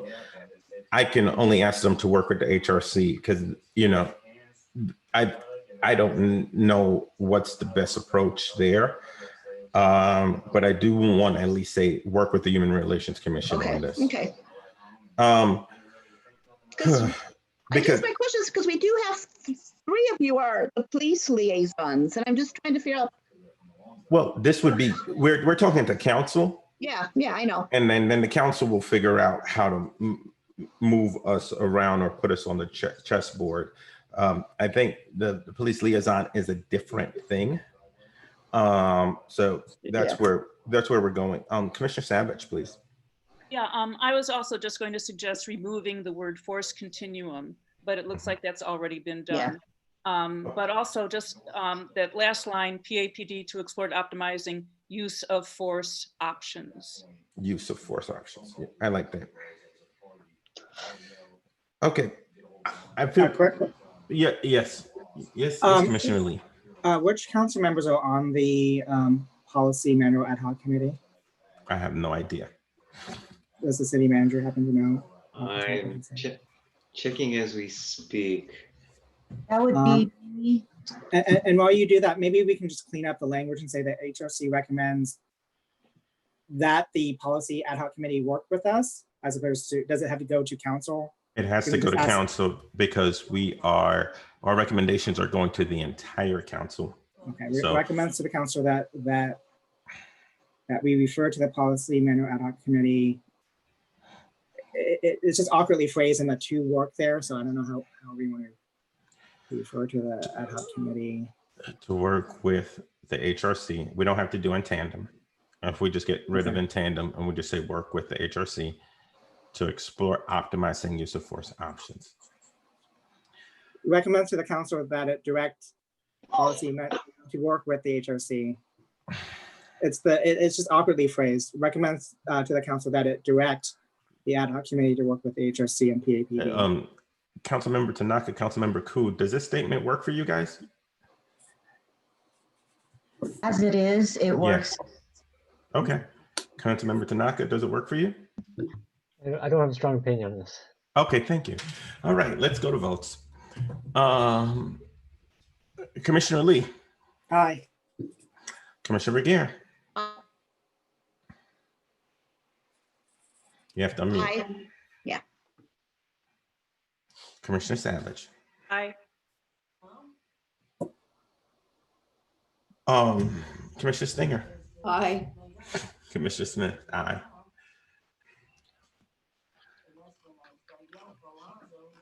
Okay. Was that the first unanimous one? No. No, I think we did it. We have one more tonight. Okay. We had the one where we agreed with the PD. We even had one where everybody agreed. That was a miracle.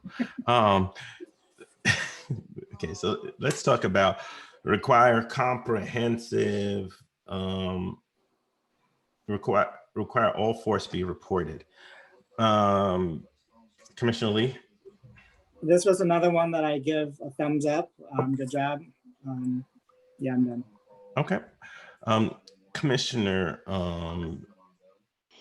Regier. Fine. Commissioner Savage. Yes, I think it's fine the way it is. And I just want to add that, remind people that there is an independent auditor with the police department, and he analyzes all citizens' complaints, all incidents of uses of force, and has been doing that for years. Thank you. Thank you for that. We will now, Commissioner Stinger. I just have a question for our chief or assistant chief. Can you confirm that the database is available for composite reporting? Can we look at the amount and use of force over time, like compare this year to last year? Absolutely. Not by individual incident, but for the whole force. Yeah, we have the ability to do that. Okay, do we? I apologize if I wasn't clear. Yes, we have the ability to analyze our force statistics. I'm sorry, I was just asking, do we get that report? Yeah, that is something that's listed even in our annual reporting, I believe, is the amount of uses of force that we had, as well as our complaints and everything else. So that is something we report on an annual basis. By race or by race? But we don't get into the demographics. That gets into a whole nother topic, which I'm more than happy to speak about. Please do. Yeah, I mean, we've had that conversation, obviously, Chair, and I know. where the state's going in the department. For those that may not know, this department used to do an outstanding job collecting data as far as demographics, race, interactions, and that stopped in 2010. But it's going to begin again, really because of state law. They did it before without the implementation or oversight of law, but AB 953, which I've spoken to in the past, is a law that requires all agencies in the state of California to document 17 points of interaction that do include race, demographics, obviously interaction, searching, reason for stop. It's quite the list, and that'll come into play for an agency of our size by mandate in 2023, but we should have that up and running and in place well before that. Chief, can you please, I'm going to take personal prerogative. Can you please talk about the database system that the force is required to implement? Because you have to change your whole database system. Is that correct? Yeah, well, it doesn't change. I mean, these are things that labor intensive. It can be done manually, and it can be done. And we've been able to do it. And that's how it was done in the past. But the reductions, budget reductions, I believe in 2010, that employee was released. And that's when that database and that collection of information ceased or stopped. The database going forward, it does require a specific database that's capable of capturing all that in every interaction that an officer has out in the field. And that's a whole record management system that we're upgrading to be able to do that. And again, that's why I believe we'll be able to do it before 2023, because we're on pace to have that system in place well before then. Okay, and that's a report, to answer your question, Chairman Stinger, that's a report that mandates us to also release that information annually. Thank you. Who's next? Oh, is that me? I'm good. Councilmember Ku, Councilmember Tanaka. Thank you. So I spoke a little bit about this last time, just in terms of I think this is actually a really important topic, and I saw the slides that Assistant Chief Binder presented, and I think what's important here is kind of like timely accessibility of data by the public, and that's why I last time was advocating, and I still advocate that we try to do like a Stanford Open Data Project, or I mean, there's a Project Comport. There's a bunch of others that I think we should be part of. I mean, Stanford one seems like a no-brainer because it's literally our neighbor. So I think making sure that we are having data that's available, having data that makes it easy for us to compare our department against others. We have a baseline to compare against, I think is great. And I think it also helps build trust in the community. So I know a lot of these things are actually volunteer driven. There was actually an interesting Wired article that talked about this. So I just want to encourage encourage that to actually happen. I'll entertain motions. Commissioner Lee, is that your hand up? Yes, I wanted to Councilmember Tanaka's point, wanted to ask, do we currently make the data that we provide available to other, I guess, aggregators of that sort of data? No, I mean, there's a lot of rules through not only, and these are not necessarily all Palo Alto rules, there are state laws prohibiting access to specific information. So that's one of the reasons the law gave agencies time to put the system in place to ensure the privacy of others. So again, it's a system that we're more than welcome to be involved in, and we're looking forward to being engaged in it and having it available to the public. But there's a lot of things that have to be redacted that are just not open data source and available for anybody to look at. So yeah, I mean, so after AB 943, after you guys get up to speed on 953. that, I'm sorry. so it sounds like after y'all get up to speed on AB 943, then the data will be accessible by like agencies and not agencies, but other aggregators of data. Yeah, there's also, and I've talked about it before, you know, we provide data in open source. That was part of the Obama initiative as well. So even through our website, Palo Alto PD's website, we already dump certain, not dump, but we also make accessible certain information such as traffic stops, those kind of things, that anybody can go in and do whatever they want with. We just put it in there, it's accessible to the public.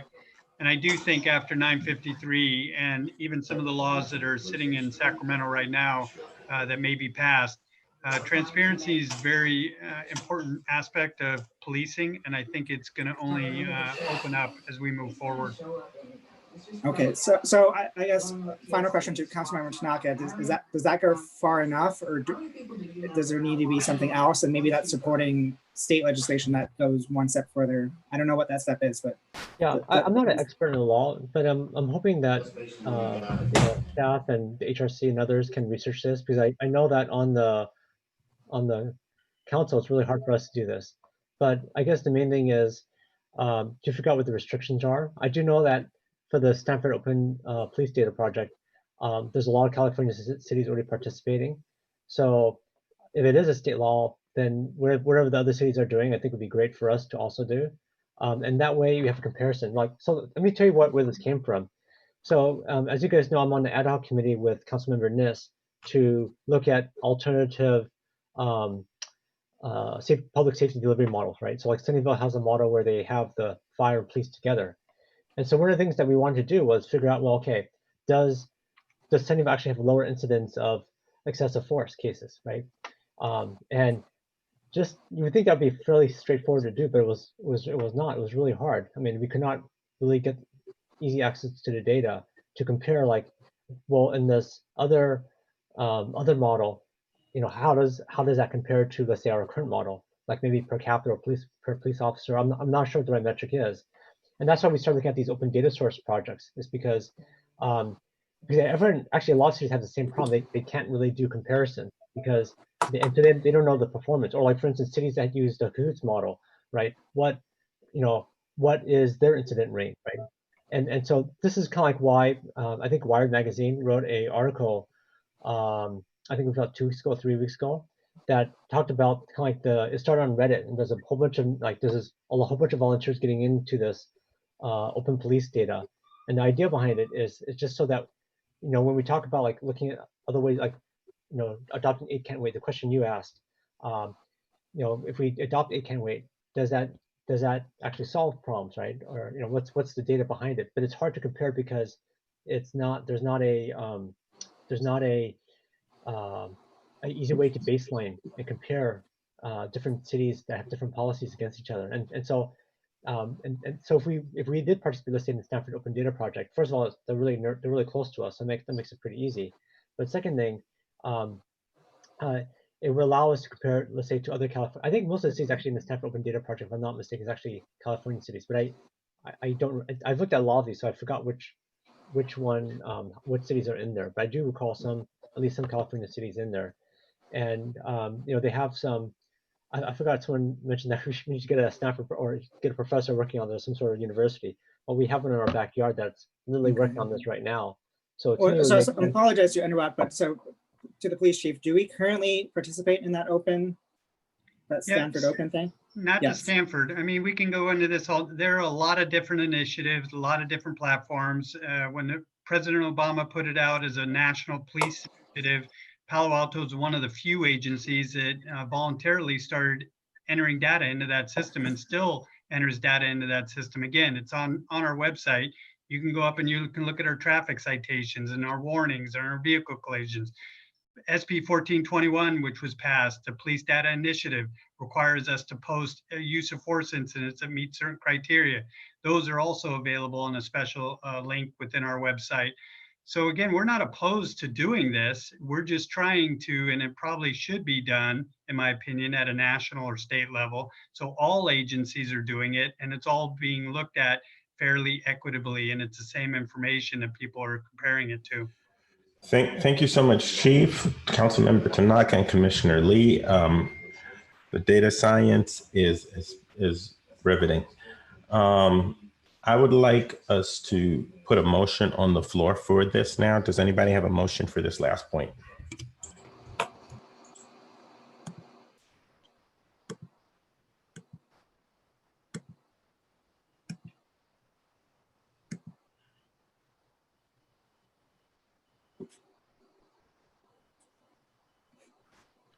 Commissioner Savage, please. Commissioner Savage, can you please make, I see your hand up.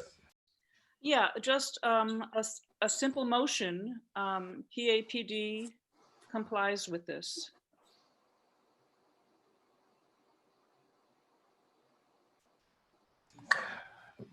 Given that we're in the middle of changing data systems, I'm going to second this at this point, and there's some legal precedent for new stuff coming forward. So I will second this.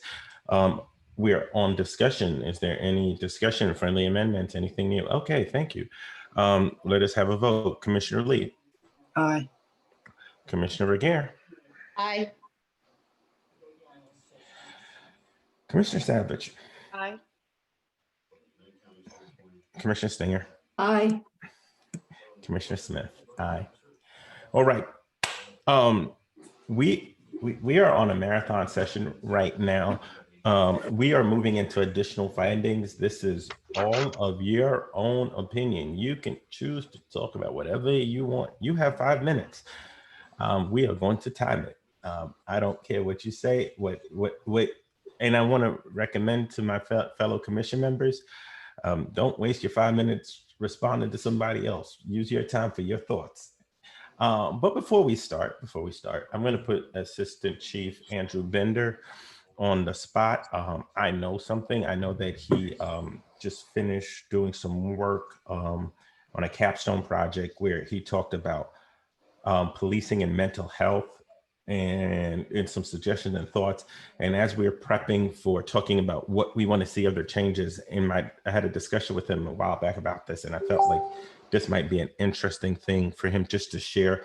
I give you 3 minutes. Can you give me an overview, Chief Bender? Yeah, absolutely. I think that, based on everything happening in today's society, the criminal justice system has put officers at the forefront of having to address mental illness in individuals. And I think that while police officers do a good job in the vein of everything that we're discussing here, I think that we could always do a better job. And I did take a deep dive into what we do here in Palo Alto, and also what's happening nationally and what works. And one of my findings of my project is that we do have mental health issues that we go to in 2018 based on my statistical analysis, that we're going to PAPD is responding to a mental health incident almost once a day, every 29 hours.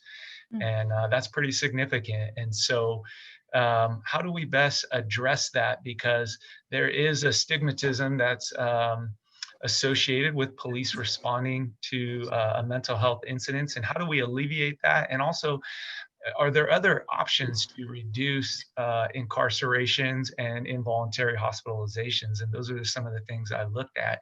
And I'm happy to say that there are.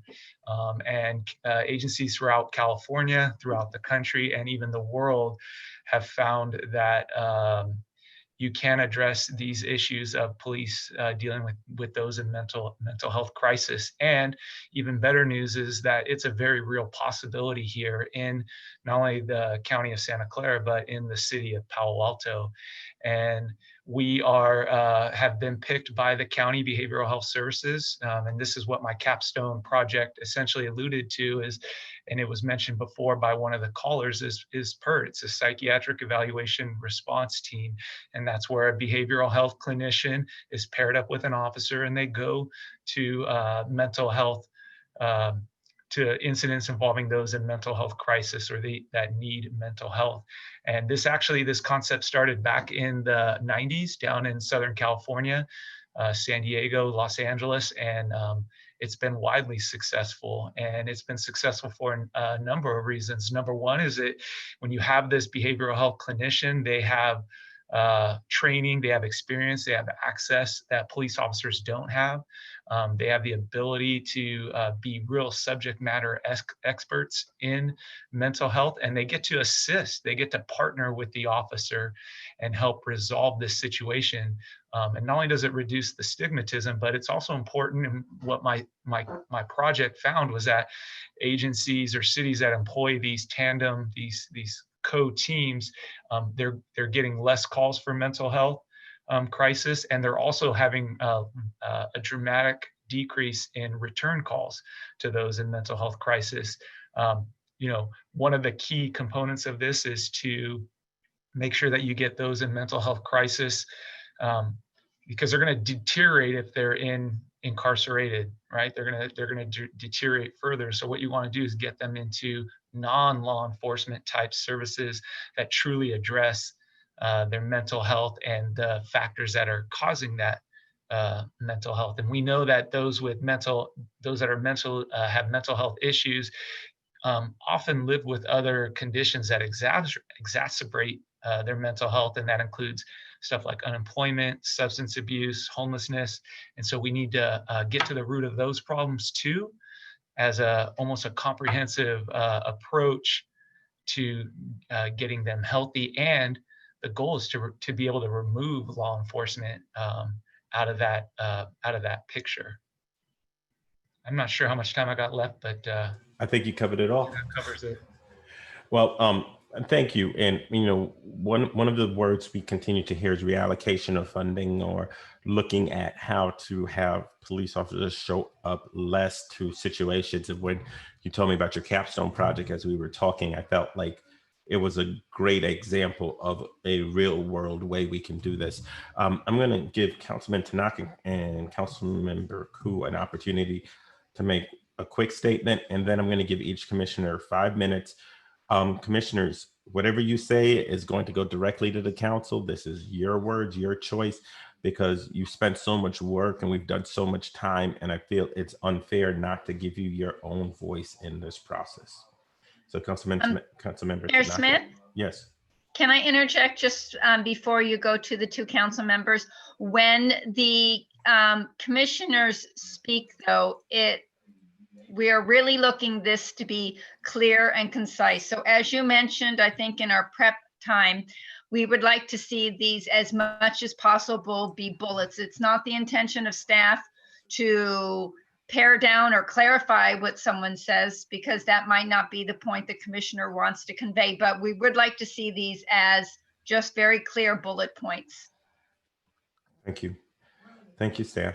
Councilmember Tanaka. Sure. So, I really appreciate the commission's work. I think these are some really tough problems, and I do agree that it can't wait is, probably just the beginning. There's probably a lot of things that we could do to try to improve things, and I just want to encourage the HRC to go deep, think about innovative, things that could work, and I keep talking about like making it kind of data driven, but if wherever possible, I think that's good. That way we know there's some proof points on it.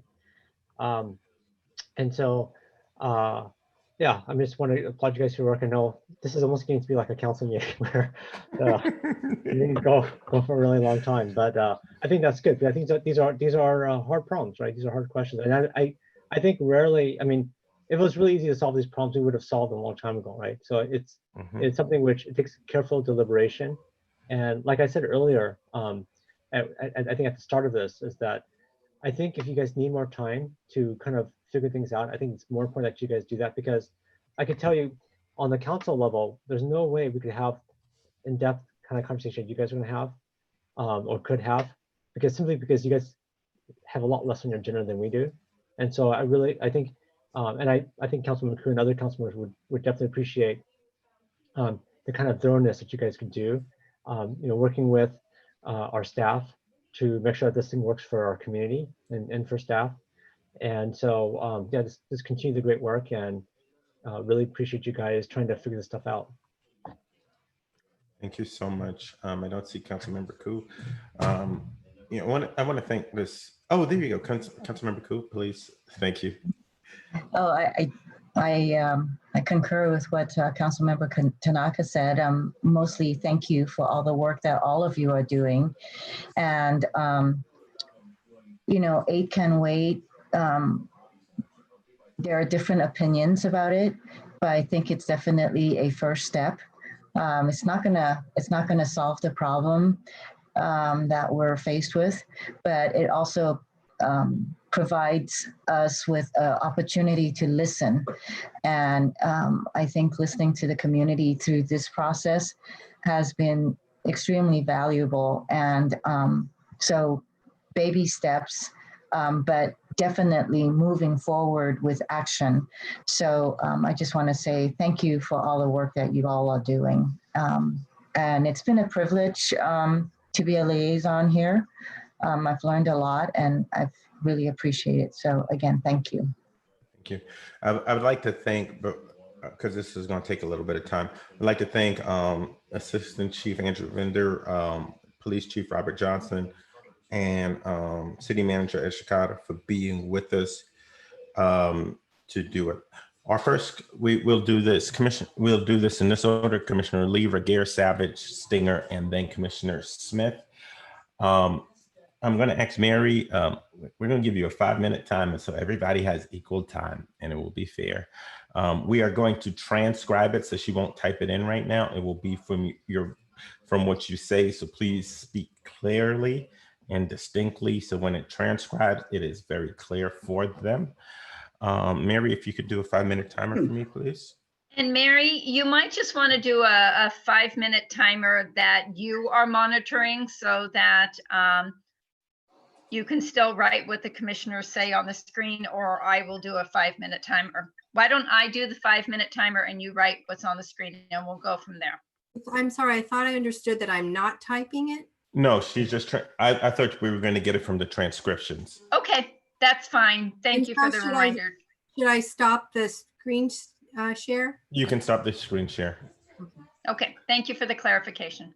Yeah, we'll just get it from the transcriptions. Let's not try to take notes on the entire thing. Commissioner Lee, you are first. Right. So I'll make this easy for you, Mary. I sent you an email, so you feel free to just copy and paste that after the meeting. I agree with a lot of what Assistant Chief Binder said. I think, we've overloaded our police departments for tasks that they really shouldn't and aren't equipped to handle. So the first thing that I would suggest is that the council identify and we assign responsibilities and transfer them out of the PAPD, not just reimagining how we deliver law enforcement, but transferring them out of law enforcement so that non-law enforcement professionals can respond to their specific needs. Related to that, my number 2 is, I think we need to reallocate those associated funds to increase more generally funds for community and social services that really get at the heart of that don't get talked enough about in the equation of how do we provide public safety and how do we address inequality in this community. And under the subset of that point is, I would be a strong proponent of expanding our Office of Human Services. I mean, right now we have, Minka and Mary who do a fantastic job, but I think we really need to double down on that and really think of that as ways that things that we do not just for altruistic reasons, but really as a component of public safety and as a component of how do we address inequality more generally speaking. So beyond expanding the Office of Human Services, I would be interested in doubling our HISREP funding to support mental health, homelessness, and other human services, as well as doubling our emerging needs fund so that as needs come up, we can actually adequately address them. And the third point, I'm just going to say housing, housing, housing. I think we need to get serious about housing in this community. Housing is at the root of so many different issues, including this one. And so I'm not going to go into specifics, but housing is going to be a critical component of this. Services are nice, but if we don't get serious about housing, then it's we're missing more than half of the equation. So I don't think that's 5 minutes, but I'm going to give you back my time for once. Thank you, Commissioner Lee. Commissioner Regier. Okay, I just want to say that I think that you're right, 8 isn't enough. So I'll just I had a whole speech, but I think I'll just do my action items. I want to say thank you about the mental health. That was one of my issues. I think we should establish a policy to prosecute officers who engage in excess use of force, provide disciplinary consequences for failure of an officer to turn on body or vehicle cameras when interacting with citizens. I think just saying, oh, I forgot is not enough. Use unarmed personnel for traffic control. I think that's part of the de-escalation.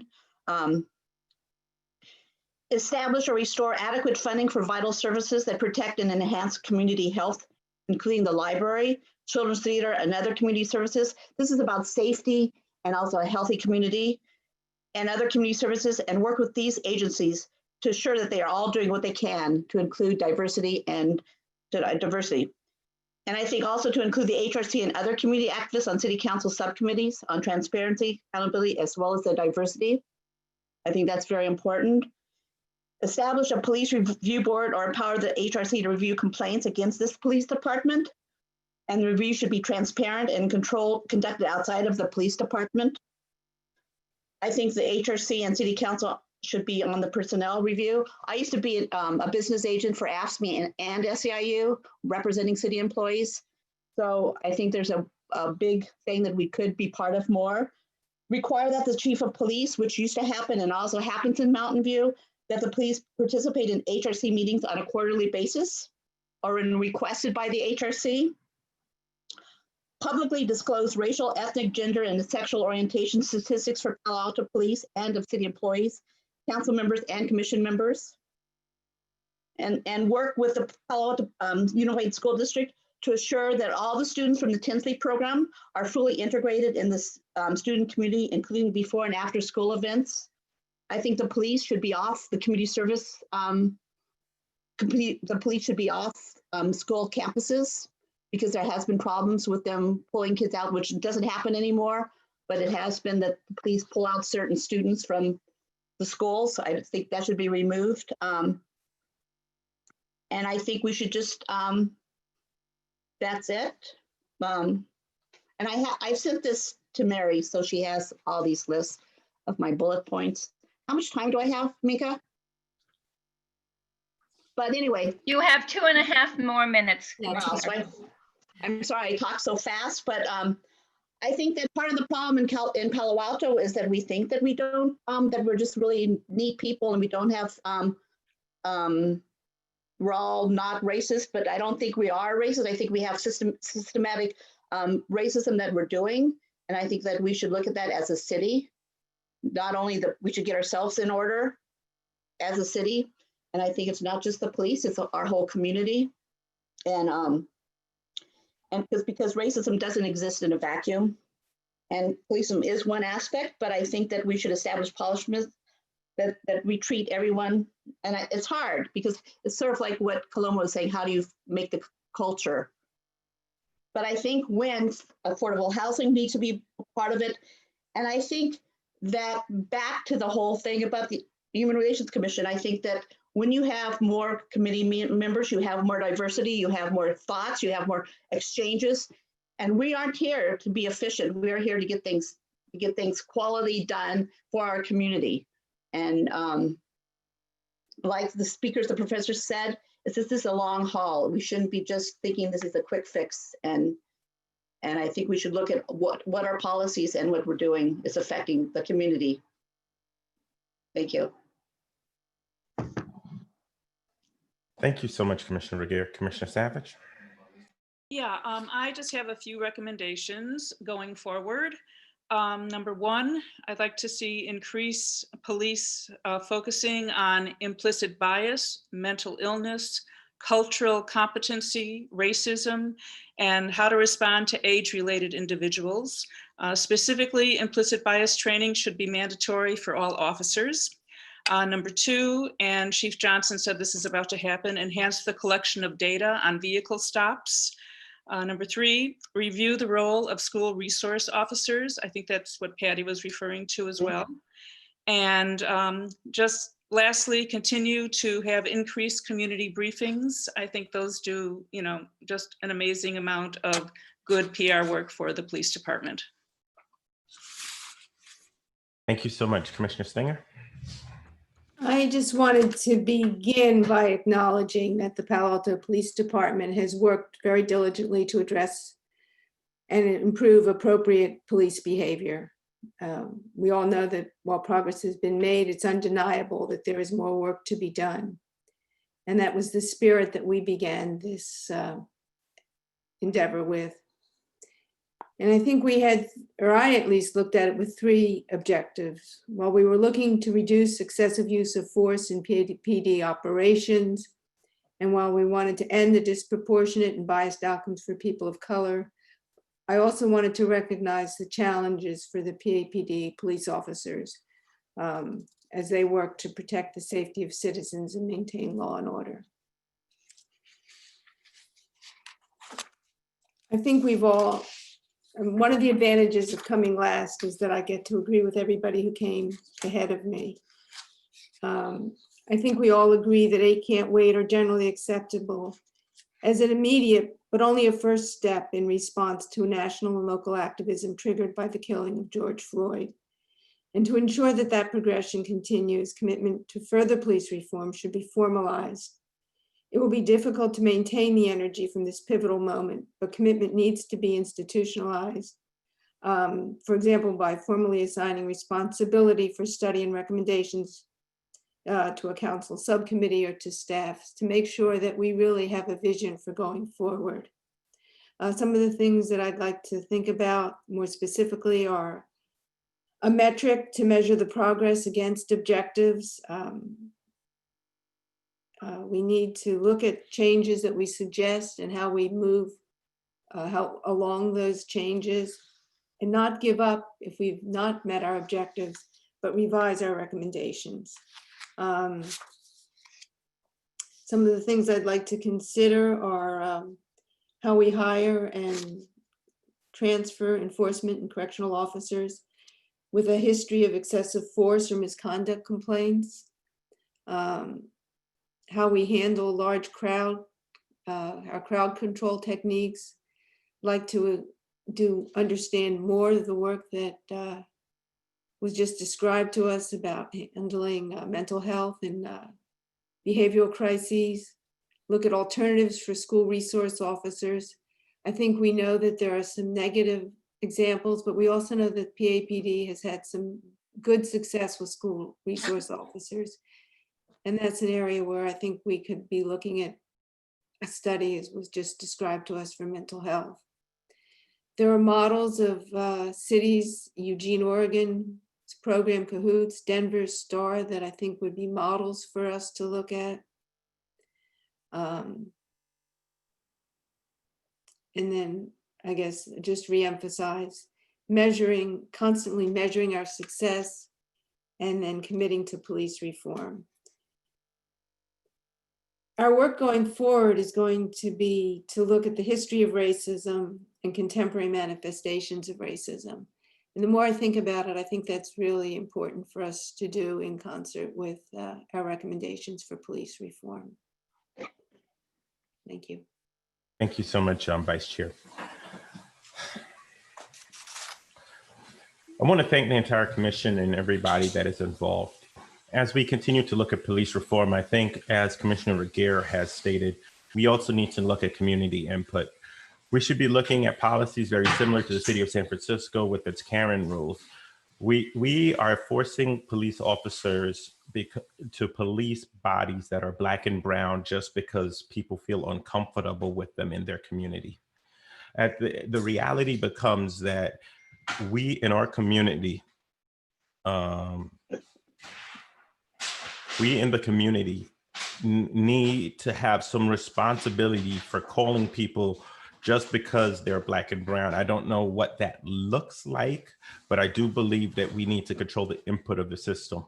The second point I want to make is we need to really discuss what requires policing and what does not require policing.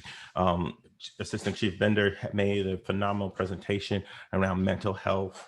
We have heard several of my fellow commissioners have talked about traffic stops. We've talked about those other things. So what can we legitimately in the short term start moving off or stop putting officers in position? I do think that we should ask the PD questions in this process. Like, what do you hate going to? And what do you not see as your job and have them in this part of the conversation? The third thing is we need to be the model of transparency and policy.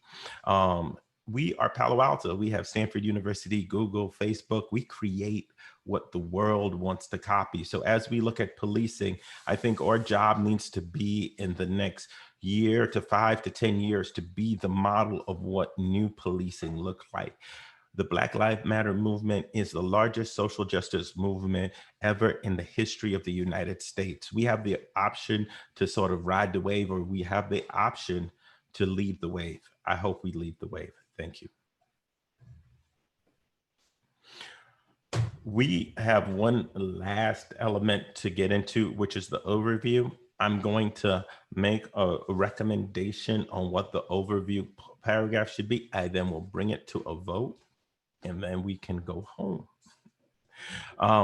What I would simply like to do is write a paragraph that says to the City Council, through hundreds of hours of research and meetings, these are the findings on 8 Can't Wait and our additional findings. One critical point we would like to make that this is only a beginning step. This is not the final step of the work, and the HRC is willing to be part of the continuing process of examining the very complicated elements that we're dealing with. So that's what I would like to put in for as the overview. If I can get a second on that, that would be great. Second. Thank you. We are now open for discussion. No discussion? Well, I just have a question on this motion, because we have written letters before to the City Council, and sometimes we don't even get a response as a commission. And I'm concerned that we're making this thing and it's just going to be. So can we make something so that we hear a response? I mean, when we wrote that letter about all our things that we never even, they didn't even put you on the agenda. You had to do it in oral communication. And I'm just. I know. So I'm wondering if we could be. Well, we are part of the referral. So we are going to, and the city manager and the city council members can correct me if I'm incorrect on this statement. We will be an agenda item because we are part of a city referral. So our report will be a discussion point in a meeting. Am I incorrect? Okay, everybody's nodding. Thank you. So I just want to make that clear. Yes, Patty. Sorry, Commissioner Regehr. Yes, that will happen. That's fine. Okay. All right. We have a second. No discussion. Can we have votes? Commissioner Lee. Yes. Commissioner Regehr, sorry. Aye. Commissioner Savage. Aye. Commissioner Stinger. Aye. Thank you. I said it, so I'm going to go aye anyway, right? Do we know when, which meeting they will be taking this up yet, Mr. City Manager? We've suggested a special meeting of the council on August 24th. That would be a date at which there's not currently planned a regular council meeting. So it's subject to confirmation on availability of the council members, but that's the date we're planning. Okay. Okay, so Commissioner Regehr, and then I want to just have the PD say something, city manager, and then we can wrap up and go. I just had a question regarding that meeting then. Will that be after the subcommittees have all did their research? Or what is the special meeting about? It will be about this. So I mean, I know about this, but we also asked the subcommittees.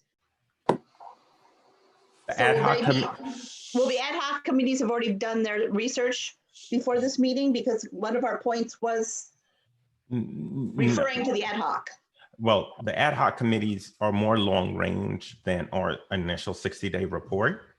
So I don't know inside data, but I do assume that they probably won't have anything to report as early as August because they're more long range in their work.